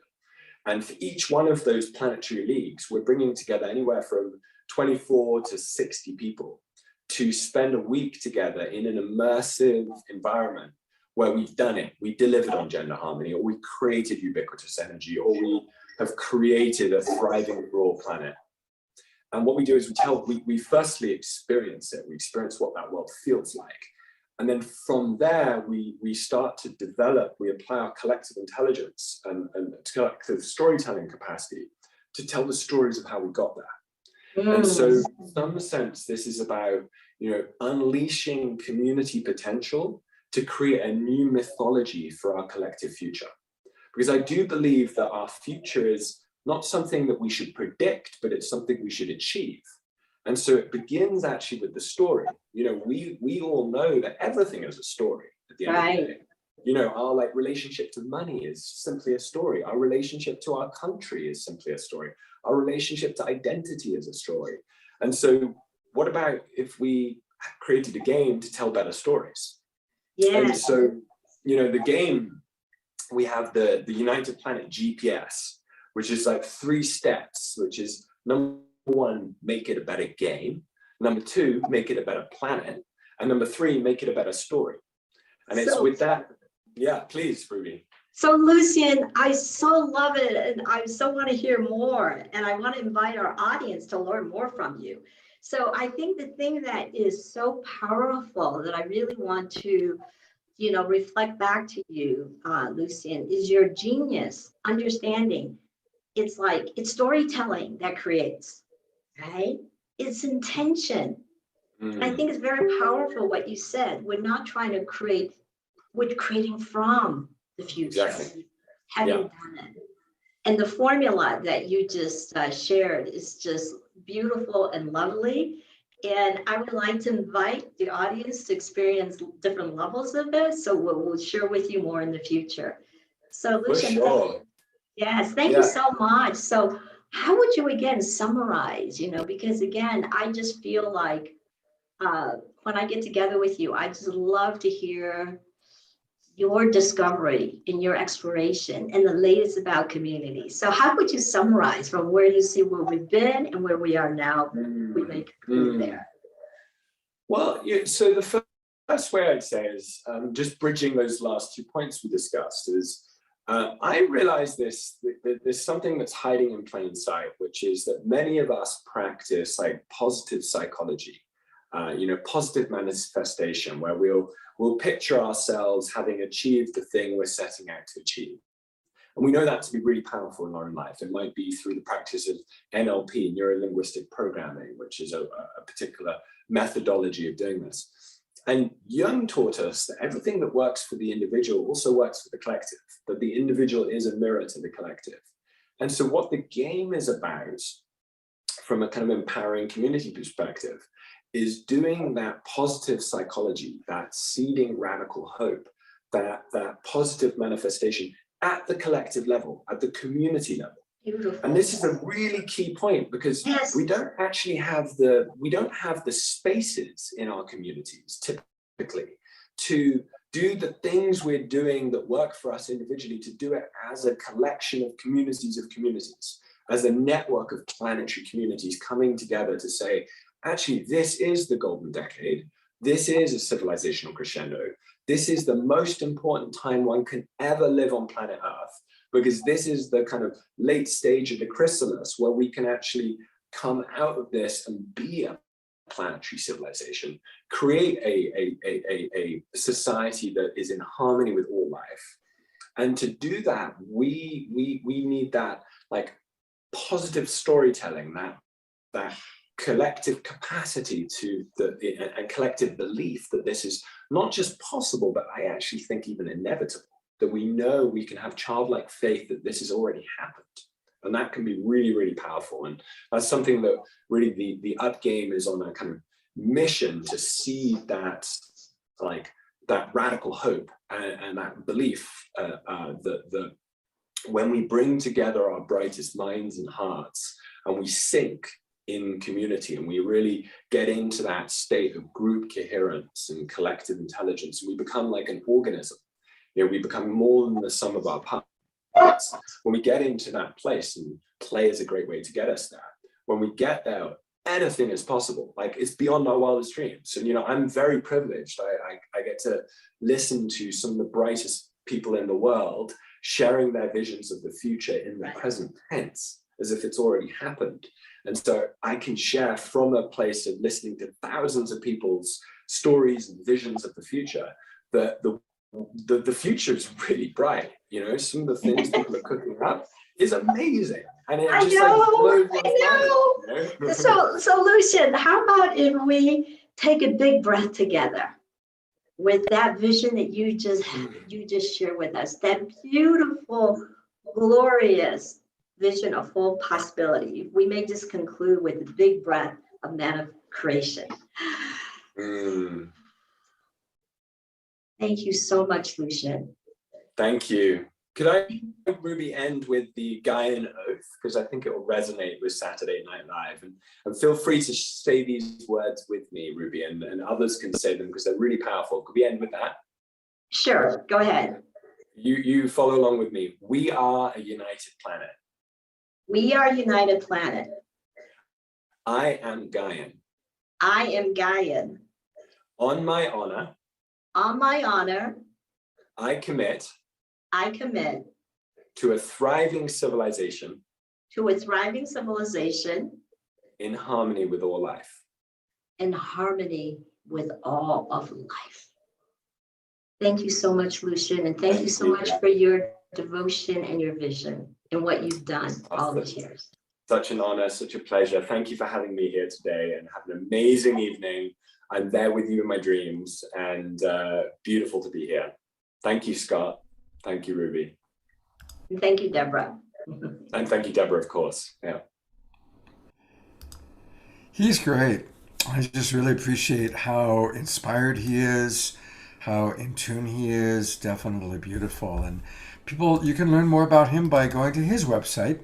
It's his first name, Lucian.org, LUCIAN.org.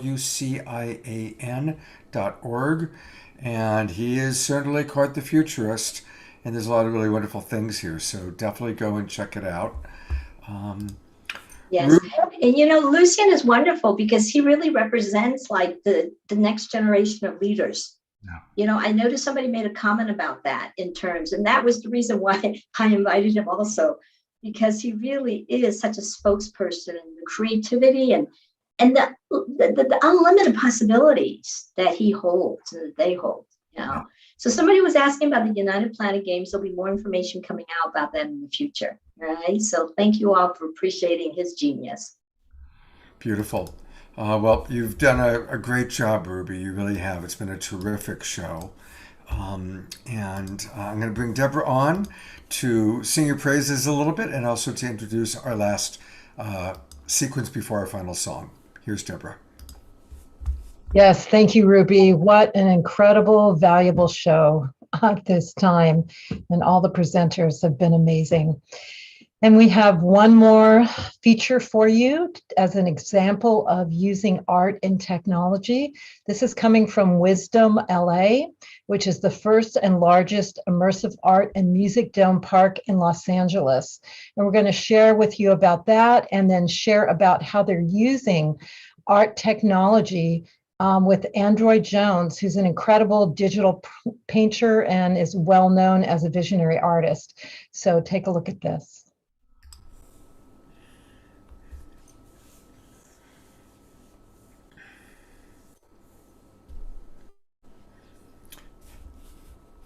And this first video is only 40 seconds long, but it shows you actually the Wisdom itself.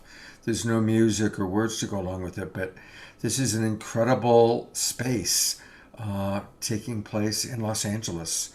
And in a moment, we're going to see a couple of other videos. We can see the kind of things going on. And again, just another example of the future. I was born and raised in Los Angeles. I recognize that neighborhood. And how cool it is that that's taking place now. So here is, we have two other videos. This is the short one.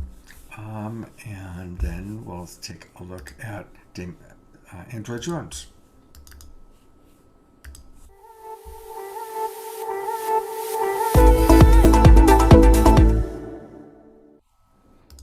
Right. And then, Deborah, do you want to tell us a little bit about Android Jones while I cue up his video?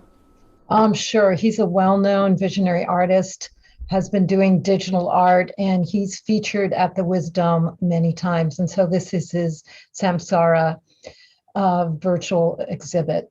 And you'll get an idea of what it's like when you're inside the dome.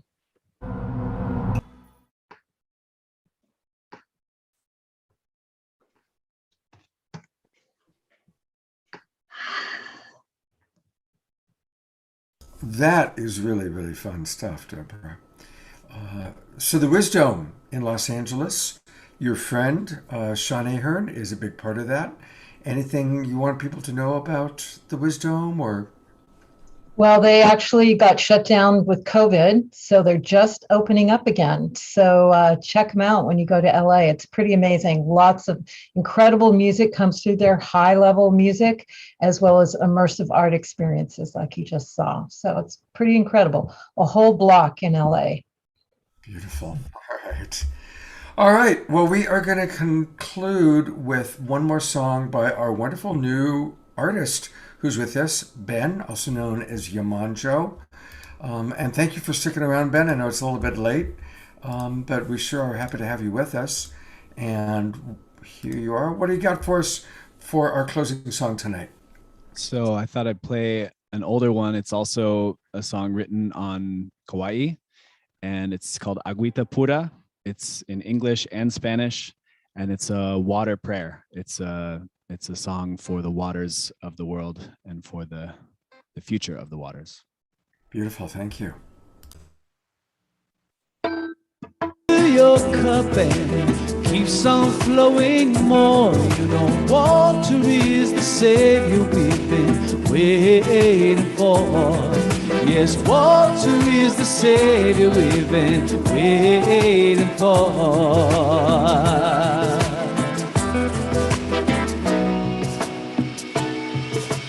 Agua agüita pura, ven a mi cura esta quemadura en mi corazón.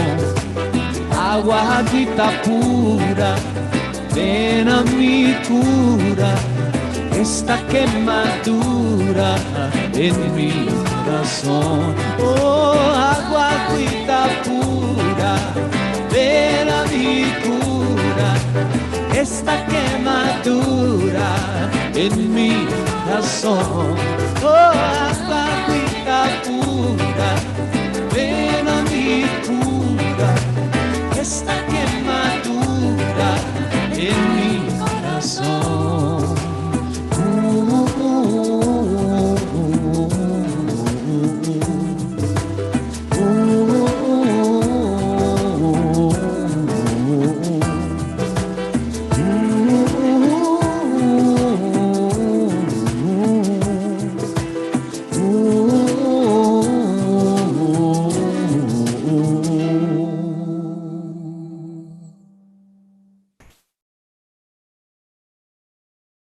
Oh, just beautiful. Absolutely beautiful. Thank you so much, Yamanjo. And that song is so pertinent for this time as we have to really honor how blessed we are to have fresh water. And maybe with Joni. Absolutely. Hey, everybody, just a reminder, again, you can get more Yamanjo by going to Spotify. He spells his name Yemanjo, Yamanjo. And what a wonderful, we've had so many wonderful new people come on to tonight's show. So you definitely have been one of those. Thank you so much, Yamanjo, and look forward to hopefully seeing you again on the show again. Thank you very much, Scott. Hope to see you again soon. And I'm bringing Ruby and Deborah on one last moment for anything you all want to share. What a lovely show. Thank you again, Ruby. You did a great job. And you're muted. How many times a night do we have to say that, right? To me too. I was muted a couple times. We're all... I'm so grateful and feel so blessed for the opportunity. And I just hope that the audience now see why I am so excited and feel so much hope about our world and how technology is going to transform our world. And there's no reason to be afraid, and just to be inspired by all the possibilities and invest a little time to learn more about this so none of us get left behind. Beautiful, beautiful. We aren't going to have an after show this week, but we have a very special after show that Jay is creating that's going to take place in 2 weeks.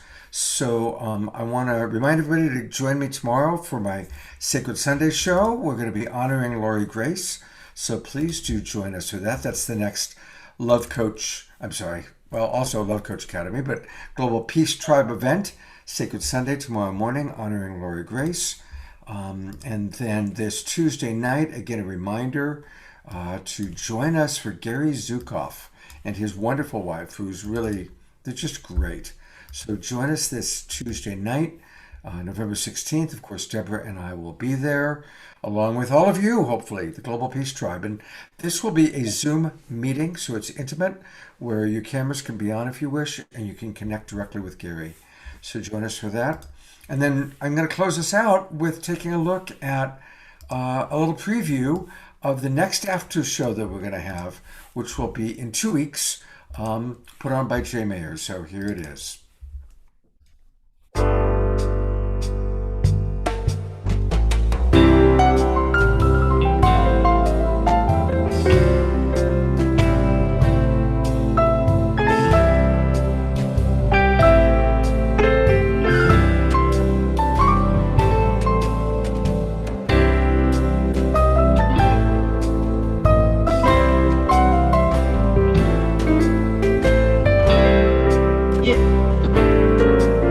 I was at a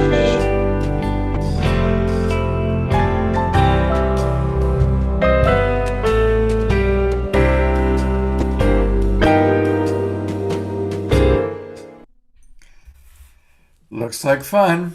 Hey, I've gone to Gallery View. You can see some of our friends that are still with us. Once again, good night, Ruby. Thank you, Deborah. Dr. and Mrs. Future, of course, Jay Mayer, and our wild... Deborah. Hi, Deborah. I love you.